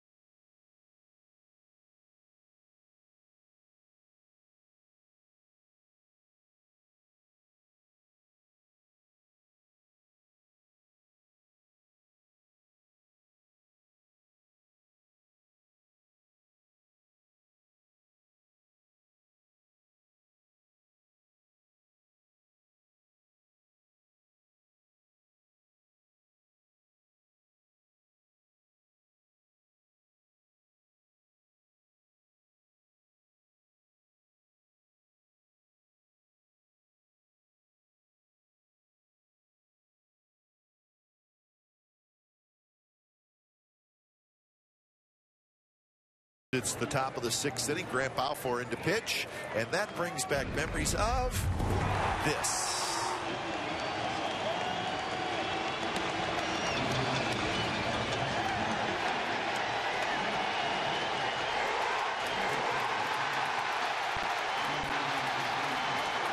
Man, that was fun, wasn't it, Ray? Surprising fun. Unbelievable. You know, as I see that, and Balfour's coming on the pitch as a closer, typically in spring training they come in mid-game to try to face some of the top line hitters of the opposing team instead of waiting to the end, get their work in. But if you notice that celebration, the guys were in the dugout, you notice how much spray went up into the seats. Guys were holding cups of liquid. Oh, yeah. As they started running, they fired it up to the people behind the dugout as they went out. And I'm sure those people didn't mind it. But a lot of premeditation. So Balfour in, and Josh Reddick, who should be back in the lineup tomorrow, is standing by downstairs in the dugout to speak with us. Josh, did you just see that last highlight? I did, yeah. What's your best memory from that final play that won the division for you guys? I mean, obviously just winning it was huge, but one moment kind of got in my mind right now is excuse me, when he hit that ball, I started running in towards the infield to go celebrate, and I looked up and Coco had to block the sun with his glove, so I had to like kind of rechange my direction, get out there just in case he had problems with it, and then I kind of caught myself in between, so that was kind of funny. Did you turn around and give a wave to your good friends in right field? I didn't give him a wave. I gave him a look. I didn't know how to do it. I was too excited, so I just turned around and kind of pointed to him more than anything. But never got a wave. But I came back around for the victory lap and did the whole yes thing that they did for me whenever I was using the guy I'm actually growing a beard against right now, David Ryan. Well, we're speaking of looks, and you have a different look that you might explain the look, because as I talked to you during spring training, it's typically when hitters might struggle, they shave. You said razors are being hidden. Explain the beard, the reason for the beard, and the competition. First starter for the reason was the beard. Was the offseason. Coco and I made a deal to see who could grow the better one. And right now, oh God, don't get head. And right now, it came into Fan Fest and he was looking horrible. So he got rid of it, and I just kept going and going, and didn't really know what to expect. Figured I'd shave it sooner or later, and then I get a Twitter comment from Daniel Bryan of WWE saying he challenged me. And of course, I'm going to jump on that, as everybody knows. I'm not going to be big boyed by a wrestler. And it's just going to be fun for me to see how long I can go with it all year. Like you said, the Razors are going to be hidden at home. Coco's going to keep a close eye on me and make sure I don't do it in the locker room. He did a pretty good job of that last year for me. So, should be fun. And, on the positive side, it could be a good way to, get my mind off baseball once the game's over tonight if I have a bad night. Well, Josh, last year, 32 home runs, 85 RBIs. You win a Gold Glove. So it was a terrific season. What do you want to work on? What numbers do you want to be better in 2013? No, never really set average or number goals or anything like that, but I think the average could be a little higher. Maybe not get so pull happy. I feel like I've done a great job with that this spring of not trying to hit as many long balls and just Jimmy and Chili been working on staying the other way and not necessarily having to hit a long ball to get the team off in a big situation. So if I can hit the ball to left center like I've done, all spring, and I've only pulled one homer down the line, so I've hit the rest of them to deep right center, I feel like the average numbers can go up really well. And Josh, one of those home runs came against Jared Weaver, and it was a 1-0 fastball. And we saw Jed Lowry after the walk to Sizemore hit a first pitch home run for a 2-run shot in this game. When you as a hitter now, I mean, you're going to play every day, as was the case last year. But how much smarter are you as a hitter? In the case, Jared Weaver, 1-0 fastball, and you jumped on it, you hit a home run. But those situations, how much more we see of that this year maybe than what we saw last year, and how much you've learned? I'm getting smarter as the years go on. Every day I was getting to be a better hitter, and just, it comes with the playing time, I think. So I think I had that working on my side, and just makes me mature a lot faster and a lot easier. But, after the last year's struggles, I think I went home and I had some talks with some people and finally realized, look, if you hit 30, it's great, but that 100 RBI mark looks a lot better with or without 30 home runs. So I'm hoping for something like that. Like I said, never set number goals, but it's all up in my head. As everybody sees, we got Balfour on the mound right now, and he's a nutcase, but I think I'm the Grant Balfour of the batter's box for the Oakland Athletics, and it's not always a good thing. Well, winning a Gold Glove, and really I commend you and congratulate you. We got a chance to watch you every day last season and knew you deserved one, and I know you're very proud of that, especially with your good friend Jeff Francoeur of the Royals not receiving it. But right. How much does it help you as a player to know that you're an outstanding defender, to where when you leave the batter's box, you go to the outfield, you concentrate on defense, you kind of wipe the offense away? How much does that translate into helping you better as a hitter because you are such a great outfielder? Well, I think it's the best of both worlds, having both attributes on your side. Have a good at bat. You hit a home run or something, do something big for your team. You got on defense and you're pumped up. Gives you that little bit more of a adrenaline rush. But in the same way, if you have a bad at bat and you get mad at yourself, you can go out there and hope the ball's hit to you and make a play, run into something, and throw somebody out. So it kind of works to your advantage both ways, whether you have a good or bad at bat, because you get all this energy worked up to where you can make a great play for your team. But it's always a good thing to be able to separate the two. You never want to have like a bad at bat come into your mind and make a big error that could cost you the game. So that's one thing I did. And I was just out there trying to help the ball club win. I wasn't trying to win any awards. I was just trying to help this team win a division title. And it's always good to get rewarded at the end of the year, but never a thought in my mind during the season.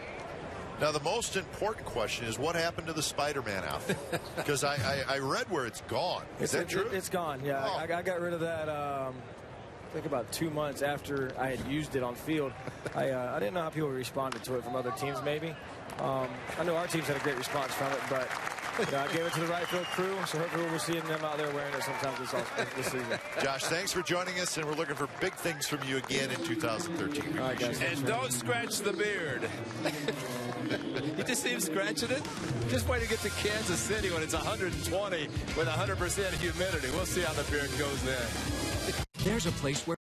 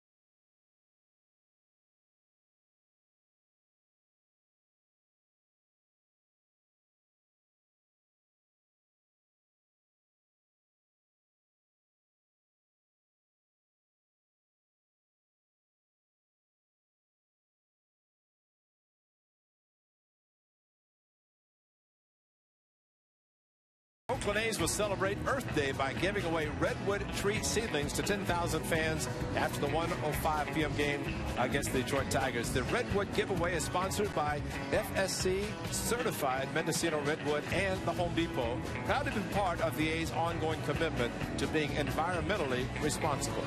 For more information and tickets, call 877-493-BALL or visit oaklandathletics.com/tickets. Could use some seedlings in my yard. Some redwood I'll trees. come over, help you plant them. Well, you just, Sure. I mean, is it a lot of planting involved? I probably won't be alive by the time they mature, right? We'll be having a lemonade about an hour after we get to work. Meanwhile, the fans are waiting for you to tell them all the changes. Ronald Belisario is the new pitcher. Spring training. Yeah, You know the great thing about opening day, I say it every spring. No changes in the lineup, except for maybe a reliever coming in. Get Felix Hernandez out of the game about the 5th inning.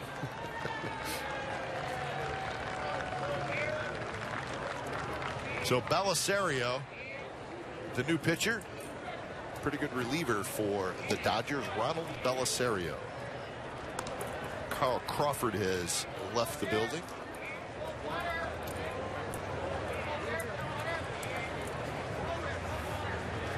Spring training numbers for Belisario as he faces Derek Norris, who homered back in the 3rd inning.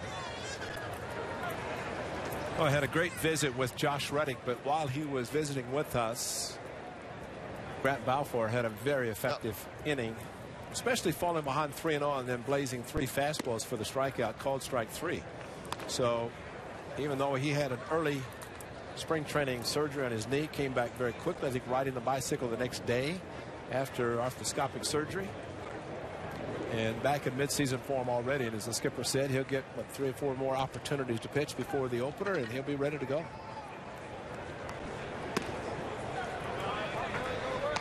So 3-1 now to Norris. Fryman will be next. He scored 5 times in the 3rd inning, and they lead 7-4.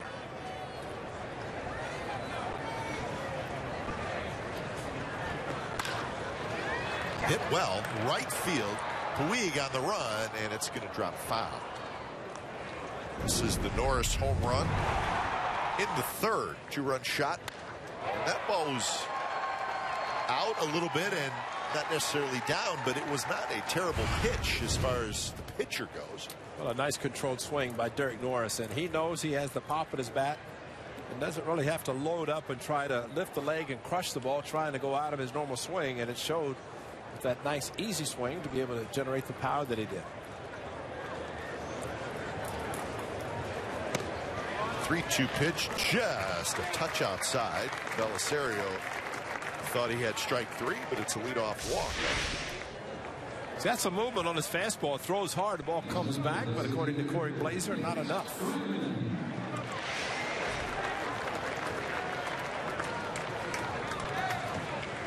That was the walk-off against the Giants game that, quite frankly, the A's really needed to win that game. They were on the verge of getting swept.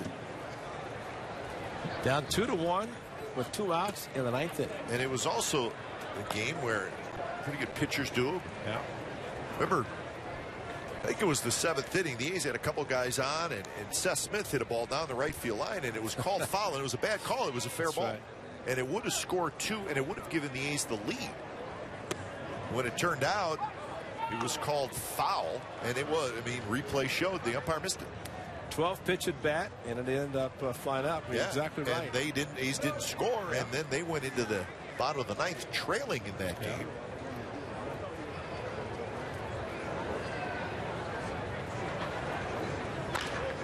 Bouncer toward 3rd. Punto goes to 2nd for 1, back to 1st, and not quite in time. Skip Schumacher coming across the bag. So Fryman is aboard on the fielder's choice.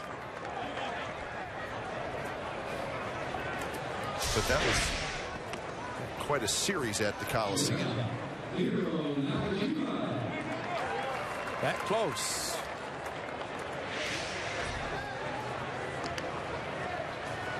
Effective. A's and Giants have played many regular season series now with interleague. And the A's only won one of those 3 games, but as far as excitement and closeness of each game and enthusiasm and every game going right down to literally the final out, that was about as good of a 3-game series as there was. Unfortunately, the A's only won one of the 3, but it was dramatic, no doubt about it.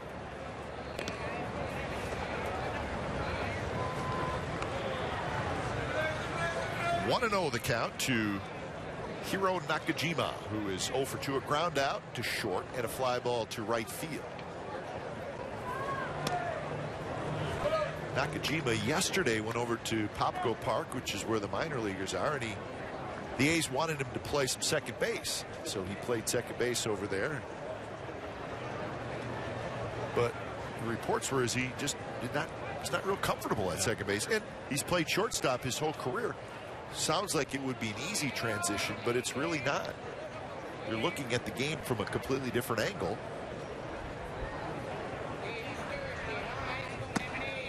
Inside fastball called a strike. And in a sense, for Scott Sizemore, a natural second baseman, moved to third base when he was acquired from the Tigers. Played third, but unfortunately had the season-ending injury first day of spring training last year. And now is back to second base after having the surgery and knowing that all of a sudden those players are sliding in. That's a clank there. That was a clank. That glove is made by U.S. Steel. That hit right in the middle of the pocket and popped out. And if that's anything but a pass ball, it's right down the middle and watch it go off his glove. Clank.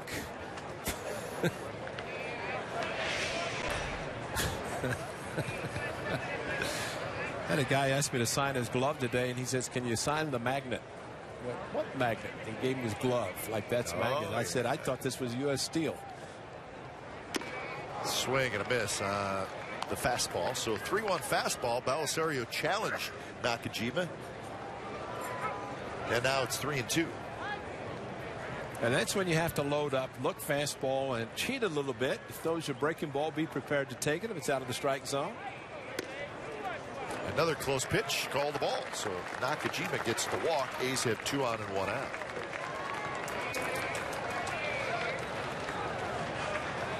There he is, Big Mac.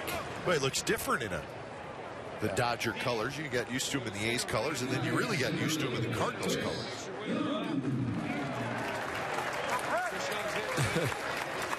Number 25, and Big Mac, his years with the A's, I'll never forget. 363 some odd home runs and an A's uniform before going to St. Louis and breaking the single season record. But he said, all I ever want to do is be a hitting coach. And thanks to Tony La Russa, he brought him back with the Cardinals for a couple of years, and I think 3 now. And then, like you said, wanted to go back home to Southern California, where he grew up. And so really the thanks to Tony La Russa for getting him back in baseball, giving him the opportunity to be the hitting coach, and he's a very good one. He knows how to teach hitting.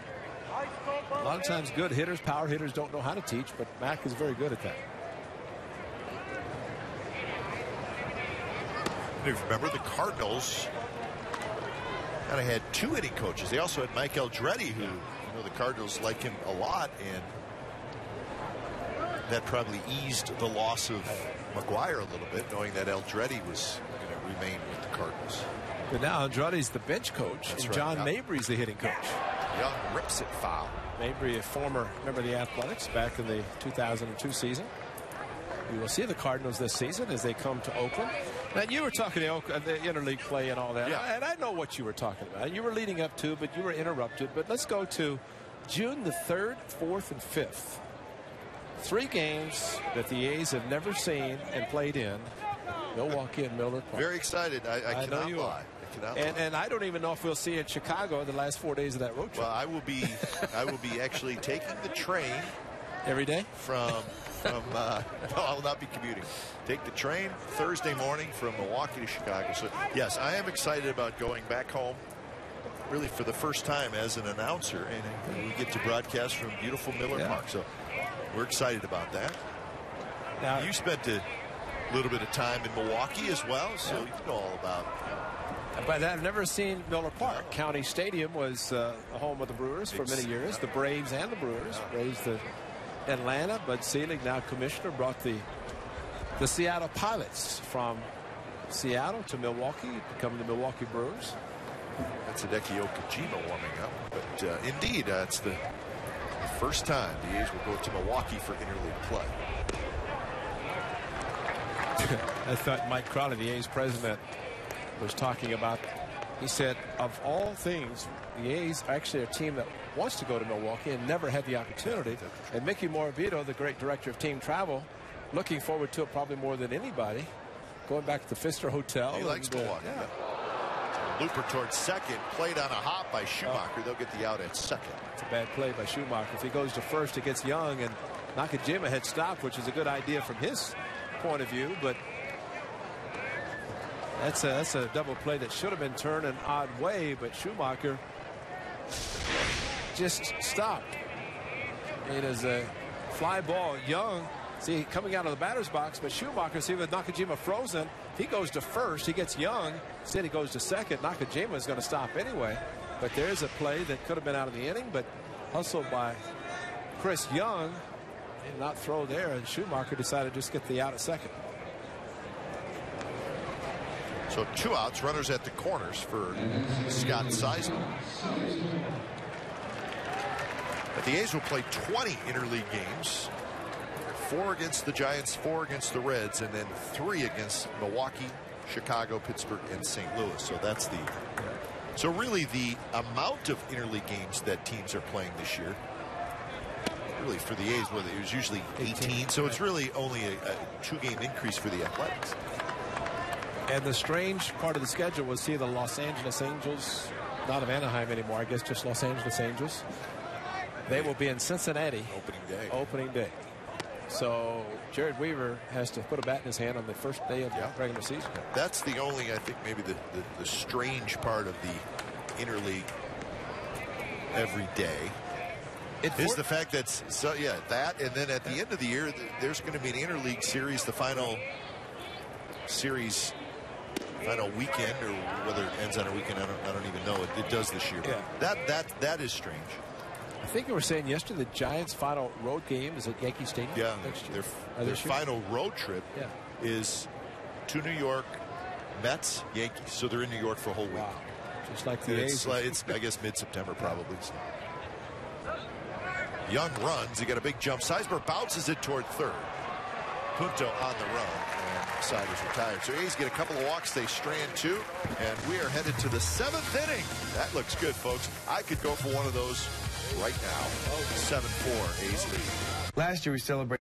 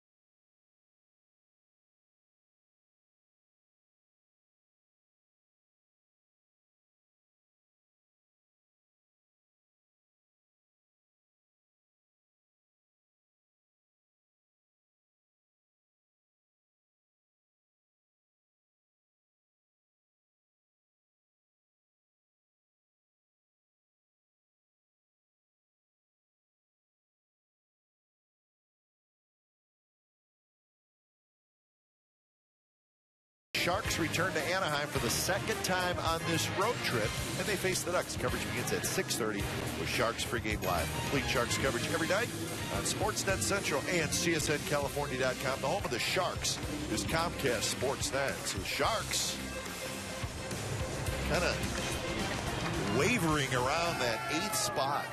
So they need to make a move, get themselves in the NHL playoffs for sure.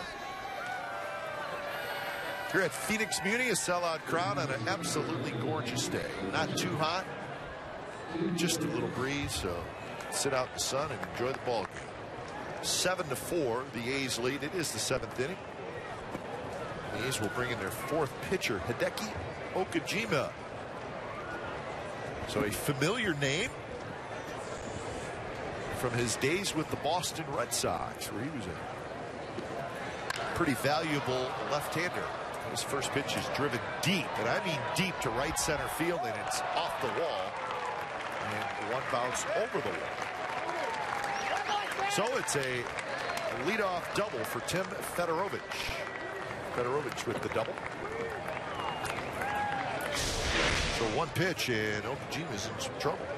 Right down the middle of the fastball, and not surprising that the ball was hit. And you're right, Shane Peterson did not see the ball initially, and not going to be able to get to it anyway. And bouncing over the fence. But one thing Okajima said when joined the club, didn't realize there was a lot of talent, especially in the A's bullpen, and there is a lot of talent. And he pitched well for the Red Sox in Japan last season, and this spring you can see his numbers. He's pitched 7 games prior to today, trying to make the club out of the bullpen.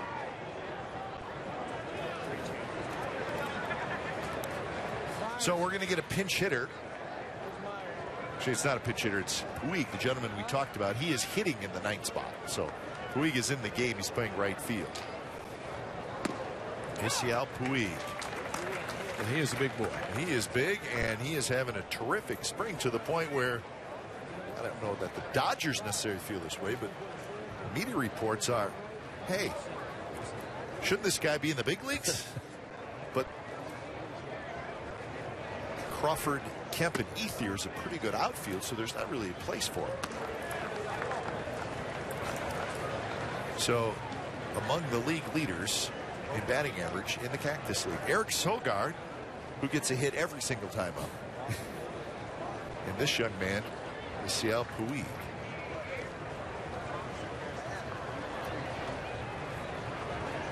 One pitch, bit high.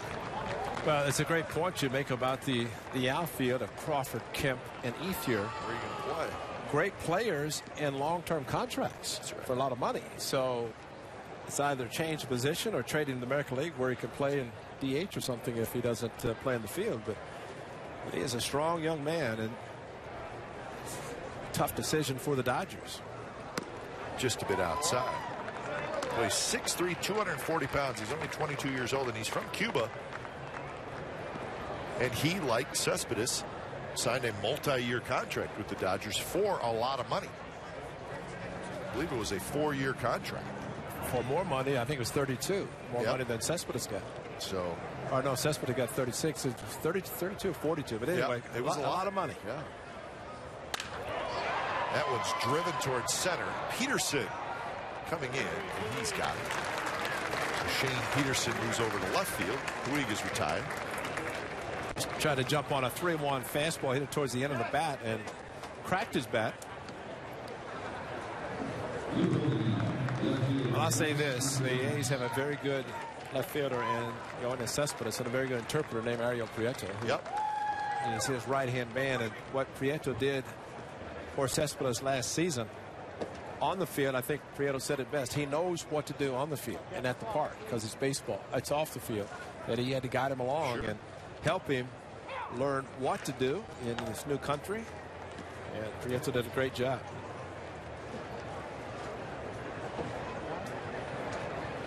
First at bat for Alex Castellanos. Castellanos in the game playing left field. That one fouled, and it's into our booth off the roof of our booth. About last year in March, Cespedes. Oh, geez, it looked like this season, didn't it? First time we saw him, Yoenis Cespedes, and yes, fans, I think, were getting a little taste of what was to come in the season, and well, was it something? Remember the walk-off against these Dodgers? He had his home run down the left field line that afternoon game. A line drive bullet. The scary thing was him jumping on home plate. Thinking back to Kendrys Morales now with the Seattle Mariners, but Morales. Devastating blow to the Angels and to Morales after hitting a walk-off grand slam, jumped on home plate and didn't get up.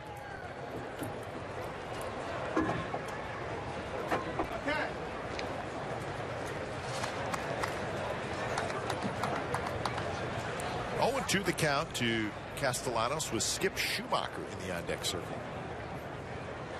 Sizemore trying to hold the runner at second. Good breaking ball, but misses a bit inside.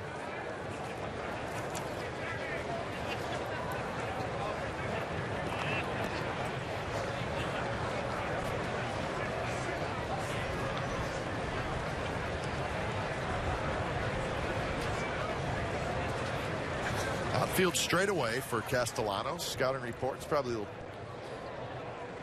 use quite so much, and that hits Castellanos. So 2 on, 1 out for Schumacher. Well, the key is not to get ahead, because if A.J. Griffin and now Okajima get a couple of strikes, and this time the hit batter, A.J. Griffin gave up a couple of hits with 2 strikes on the batter. And Ray, with Okajima pitching, so we're getting a good look at him. You talk about the bullpen. Now it's going to have 7 guys, like you said. Balfour, Cook, Neshek, that's 3. Doolittle, Blevins is 5, and those guys are locks. And I think he's listening and watching, and Chris Resop has a real good chance of making the team as well. Maybe he's out of options. Chris Resop, he's got him in trade. He's a right-handed pitcher. It certainly looks like, and we don't like to speculate, but it looks like he's going to make that bullpen as well, which would give you 6. And then there's a bunch of guys fighting for that last spot. And some good guys fighting for a spot. Sizemore has it. Out at second. Throw to first, not in time. Fielder's choice for Schumacher. Well, one guy who did a tremendous job last year, as see the attempted double play turn. Sizemore, nice feed to Nakajima, just not enough time to get the speedy Schumacher down the line. But Travis Black, yeah, I mean, starter, long man, different roles on the club last season, and a guy who was acquired, picked up off waivers from the Giants to go to AAA and ended up staying in the big leagues all season, and a remarkable job. And that's just one of the candidates for what looks like that final spot, but we didn't even mention Jordan Roberto. Exactly. We didn't mention Evan Scribner. I mean, these are all guys that were very important last year. And listen, what it says is the A's have a lot of depth, which, I mean, that's just the huge advantage you have. And we're not forgetting anybody intentionally or Figueroa.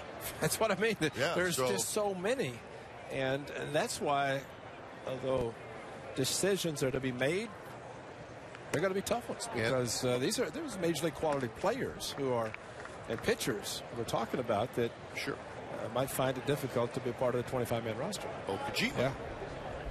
So you're talking about 4, 5, 6 guys fighting for that final spot.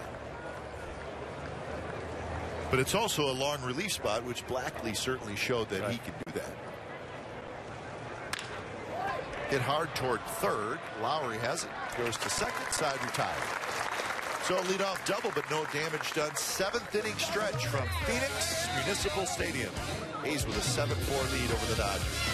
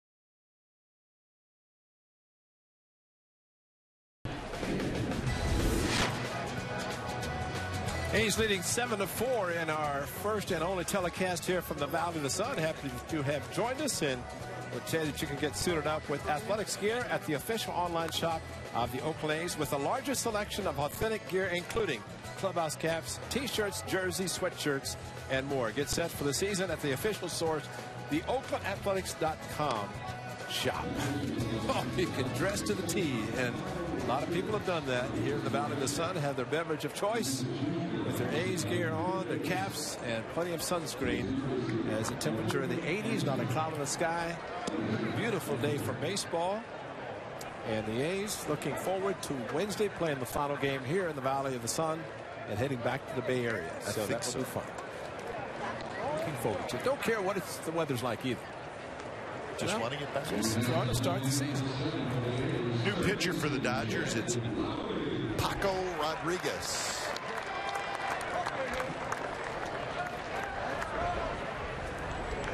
And he's going to face Jed Lowry. It's a good do. Wow. Look at that. Is that real? Of course, there's the old joke. That's not a hair do. That's a hair don't. Which we've all used a few times. First time I've heard it. Yeah. You know what? You can use it if you want. Don't care to. D. Gordon. Tom Gordon's son. Yes. Tom Gordon has had a few children. Has a few children. Jed Lowry looks like he may get a complete game today, which you'll start to see a little bit more of at this point in spring training. Regulars playing the full 9 innings. As you mentioned with Bob Melvin and Chili Davis, manager, hitting coach, making sure the number of at-bats he'd like to get for the position players. But Skipper changed a little bit this year because in the past he maybe would play 4, 5, 6 innings and then a day off. Or now they're playing. I mean, it just everything has changed because they want to get the at-bats, not wear the guys down, and have them ready for a week from tomorrow night. So it's been a kind of a challenge, if you will. Chip Hale, of course, getting everybody positioned where they're going to spend their time during the day, keep everybody active. But you don't want to overwork position players. You don't overwork pitchers down in spring training. You don't win anything in the Cactus League. You win starting a week from tomorrow night. 2-2 to Lowry in the dirt. I wanted to ask you something about spring training results. The A's, for instance, 11 wins, 12 losses, 3 ties. I had no idea what the A's record was, and you probably didn't either. So, I mean, listen, the A's know they're going to be a good team. Dodgers know they're going to be a good team. Wins and losses not necessarily that important. But looking at the standings in the Cactus League doesn't mean anything, but the 2 teams that are on top, Kansas City Royals and the Seattle Mariners, it got me to thinking, is winning in the Cactus League important for some teams? Yeah. And I think if you're the Kansas City Royals, you've been bad for a long time. Now you have a chance to be good. Exactly. I think that their 1-loss record in the Cactus League is important to them, just like the Seattle Mariners. Yeah, right. And I think you can look at both clubs. I know talking to Ned Yost the last couple of years managing Kansas City, he has said that they were looking at an attempt. Shane Peterson's going to have a double.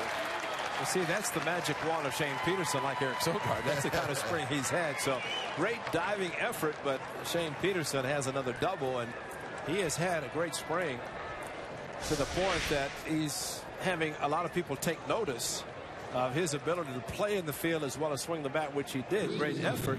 He just could not come up with it, the left fielder. But, you know, people have been saying that it's so-called experts, and you can't believe them because those are the ones that said the A's were going to lose 90-plus games last season. They won 94. But some are saying that the Mariners in 2013 might be the A's of 2012 because of the additions they've made, signed Felix Hernandez to a long-term deal. But I thought what Johnny Gomes said last year as the season progressed, he emphasized winning during spring training because he said you can't win during the season if you don't know the feeling of winning during spring training.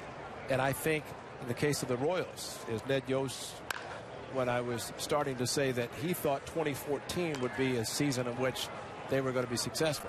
They made some trades. They signed some guys, and they bumped it up a year to 2013. So winning for them in the Cactus League is important. And I think for Seattle as well, with their new additions, getting some players back. Raul Bañez, for example, a veteran, is going to help them. Morris, who also played for them before. Jason Vargas traded. I got Kendrys Morales. I think lost a very good pitcher, but got a very good hitter.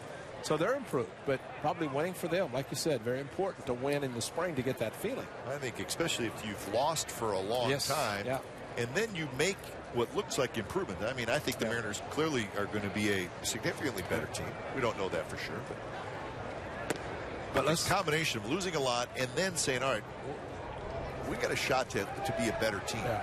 I think it is important for teams like that in that position to have a good record in the Cactus League. And what's really interesting about the two teams you mentioned, the Royals in one of the toughest divisions in the Central with the Tigers there, the White Sox, Cleveland's improved, and then you look at the Mariners in the tough Western Division of the American League. So while they're winning and having success in learning how to win in spring training, they have an uphill battle in both divisions. But I don't think we always won the cigar band for the Cactus League Championship in Cleveland down in Tucson.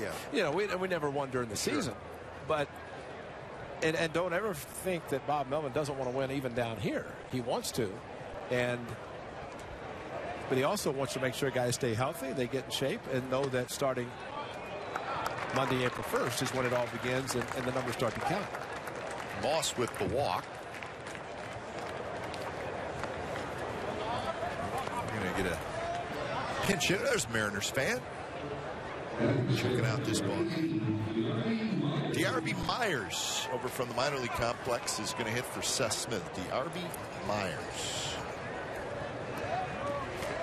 But you know, kind of the rallying cry for a lot of teams now, Ray, is, well, 2 wild cards, which is true. Now you got that extra team, but the 2 teams that won the wild card last year in the American League, Baltimore and Texas, and they both won 93 games. Lined into the glove of first baseman Hairston, and he's able to double off Morris. Nice play by Jerry Hairston Jr. Skied for that one, and then hustled, beat Moss to the bag for the line double play. 7-4 as we head to the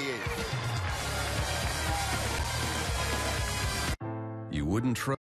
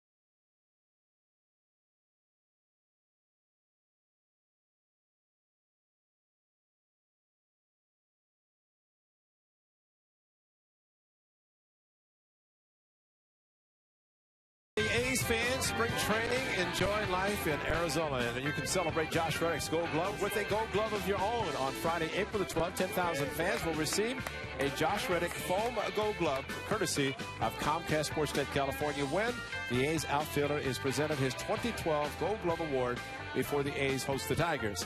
For more information and tickets, call 877-493-BALL or visit oaklandathletics.com/tickets. That's Fernando Rodney. That's a great one, Delaire.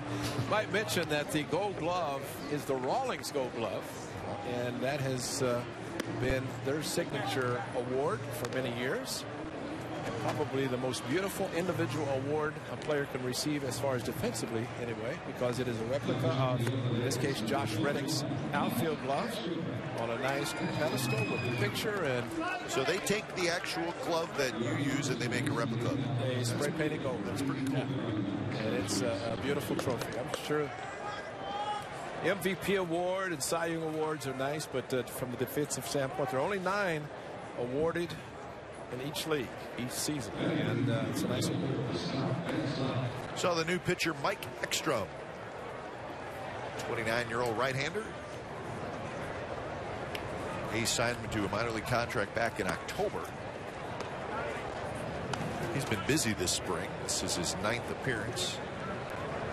Been in the big leagues with the Padres, the Rays, and the Rockies. Rockies last year.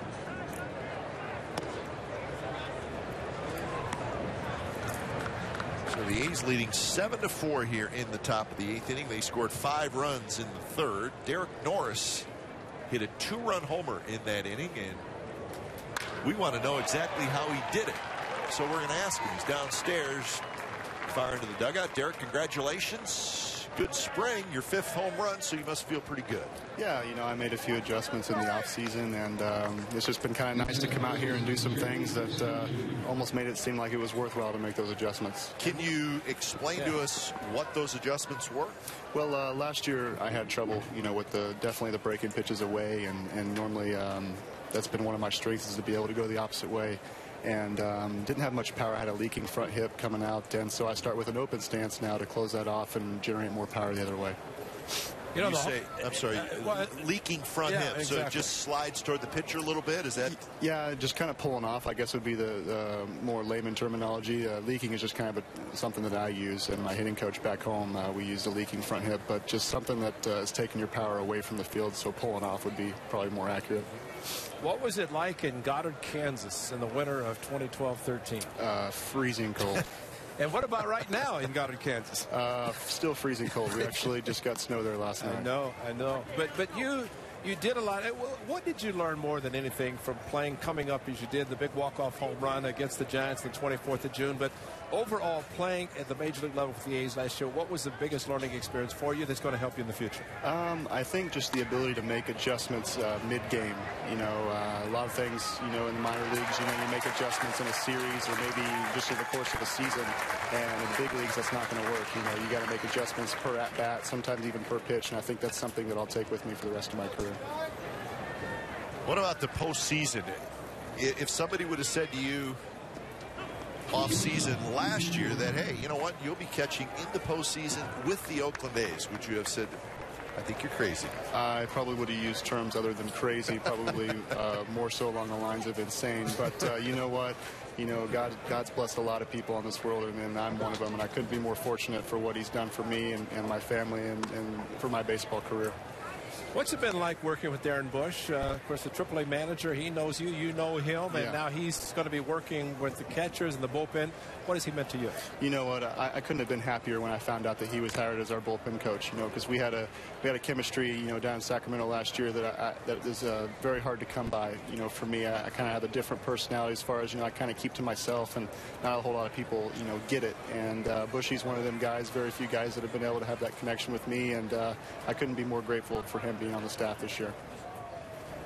Now, I saw you from the beginning, and I commended you. Not that you didn't do a good job last year, but you're blocking baseballs, you're throwing. Everything seems to be better, an improvement, which I'm not surprised. But you said you lost some weight, put it back on, but you kind of transferred it around. How would you explain that, and how much has helped you? Because you're still strong, but it seems like you're throwing and moving behind the plate is much better. Yeah, I mean, as far as the number of weight that I'm at, it's about the same, maybe a couple pounds less. But really, I just took, you know, the little baby fat I had around my waist and throughout my body, and took that off with some cardio and put it on, you know, a more substantial part of my body. You know, put on some mass in my lower body and my chest and my arms too. Kipe, we wish we had some baby fat. Say, can you put that on tape and give it to me? I'd appreciate that. Nice play. Sizemore does this thing. Derek Norris, thanks for stopping by. Good luck this year. It's going to have a great one. Thank you. So Sizemore flashing the leather. And we're going to head to break. Bottom of the 8th coming up. A's 7, Dodgers 4.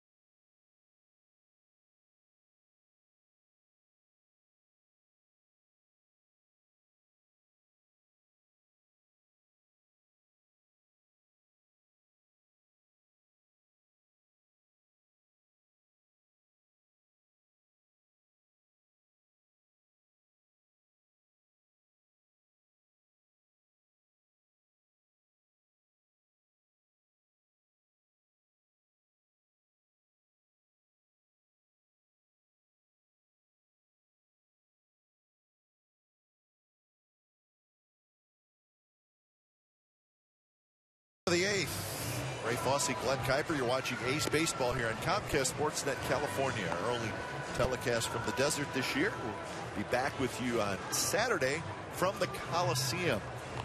Back in our office, huh? Yes, and David Reddick, Vice President of Stadium Operations, says he's done a lot of great things up in the broadcast booth. Yep. We're looking forward to that. He's fixed it up for us. Appreciate what David has. We're excited. Yeah. Big, giant chairs, high backs. Plug it in, massage your back while the game's going. It's going to be good. It's now, he didn't tell me about that. They said better working space. And oh, yeah, we're excited. We're always excited to get back to the Coliseum.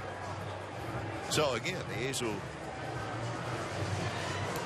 be in San Francisco Thursday night, Friday night, and then a day game on Saturday at the Coliseum. Workout on Sunday? No, can't work out. Can't do it. It is a new collective bargaining rule. You're right. The day before the game, can't do anything.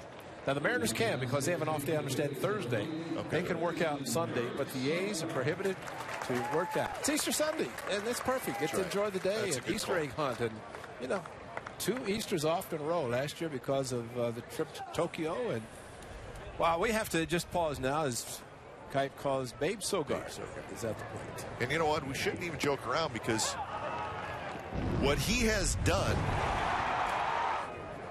has been unbelievable. I mean, he's as hot as anybody I've ever seen. And there it was. And we're having fun with it. But he is 21 for 39 with 7 doubles, a homer, and 6 RBIs. And what it's done, Ray, is it's made him a serious candidate to maybe be in the starting lineup on Monday night. Yeah. That is not out of the question. Which he was last year in March about this time in Tokyo, playing third base. Chops this one towards second. Big hop for Schumacher. And that's a big deal when you retire Eric Sogar. And he is retired there.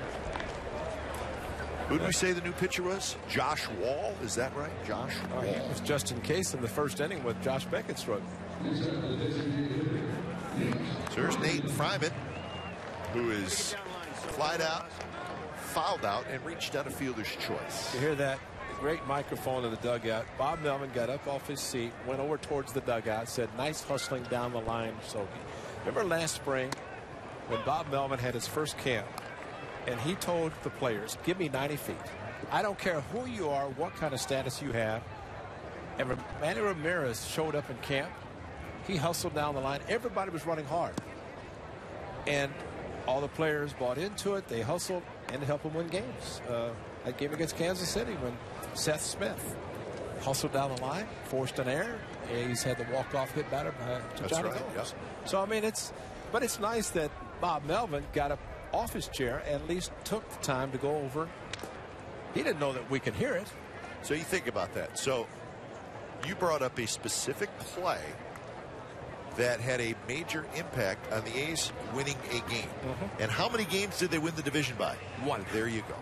And even Jerry Blevins said the same thing when he saved that unbelievable game in Anaheim. You win by 1 game. You start looking at those games. But that was the game that Jonathan Broxton got the first out.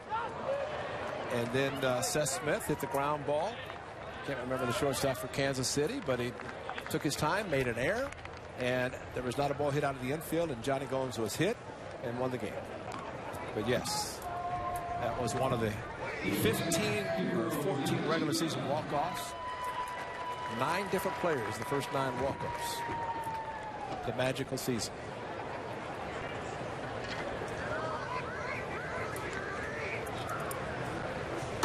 First pitch to Hiro Nakajima is inside. Cap, you bring up a good point about winning the final game of the season and being in first place only 1 day. The Rangers wanted to rest all their players. They didn't get a chance because of the way the A's played down the stretch. Exactly. And A's would not allow it to happen. And so a little bit tired maybe, but the A's won it the final day. 3 up, 3 down inning for Josh Wall. 9th inning coming up. It's the A's 7 and the Dodgers 4.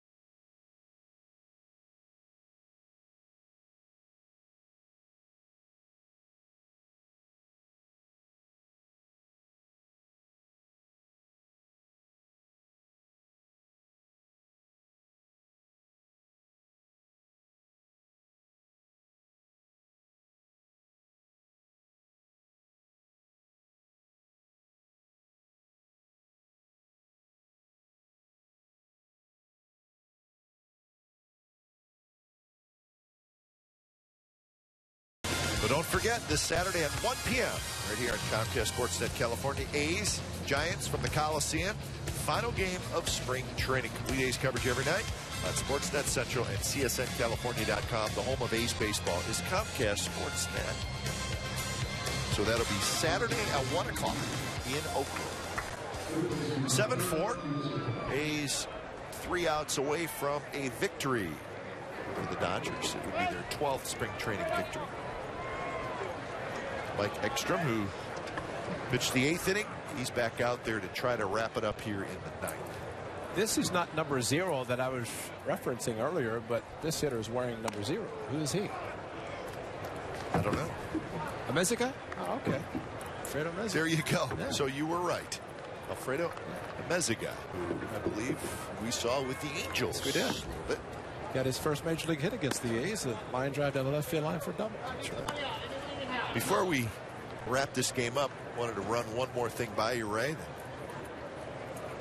Next year, it's the last year for the A's here at Phoenix Municipal Stadium, which is a good move for the A's. They'll be heading to Mesa in 2015, but a little bit sad. They've been here a long time, and A's got a nice deal from Mesa. They're going to move into Ho-Ho-Cam Park, which is where the Cubs play right now, but the Cubs are getting a new facility.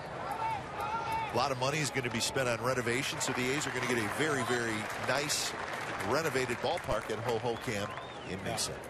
Been very fortunate in my years of broadcasting to broadcast no other place but here in different. They improved the press box area as we're sitting now.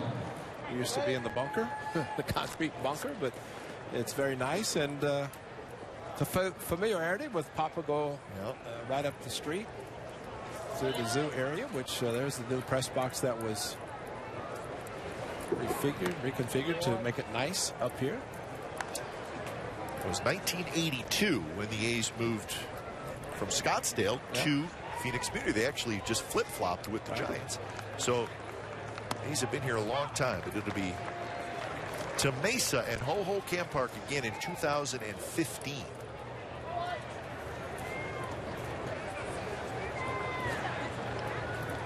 But you guys, your years with the A's as a player, trained in Mesa, right? Rendezvous Park? I was just thinking about 40 years ago to the day I was traded to the A's from Cleveland, so and you showed up at Rendezvous Park.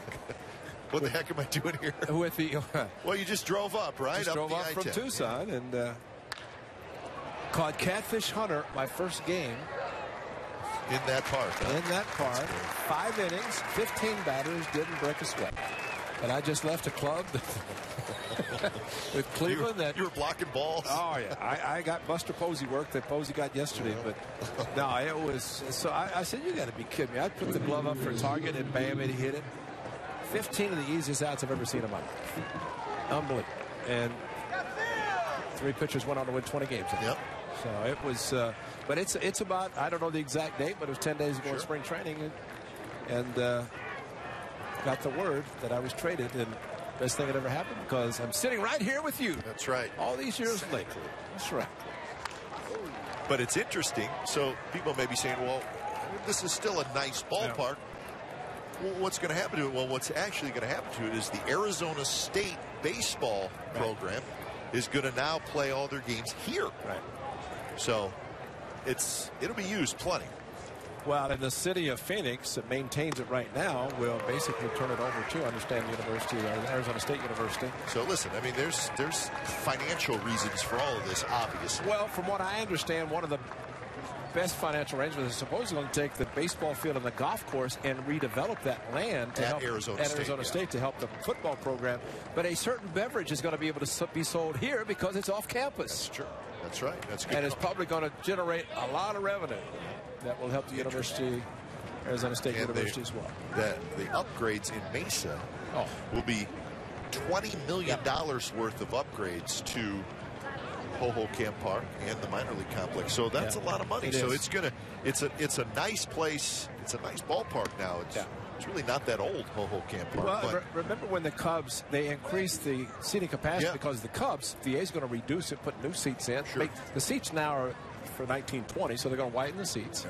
I know Chad, who handles the ground crew, is going to be able to change all the fields. They're going to have a year plus get to work on the field. That's right. And so a 20-year contract's been signed, but the revenue that's being put in, the amount of money to put in to help the offices and the clubhouse area and just improve all the amenities that the A's, even though this is nice and quaint, they just don't have any. So again, that'll be 2 years from now. Yeah, 2015.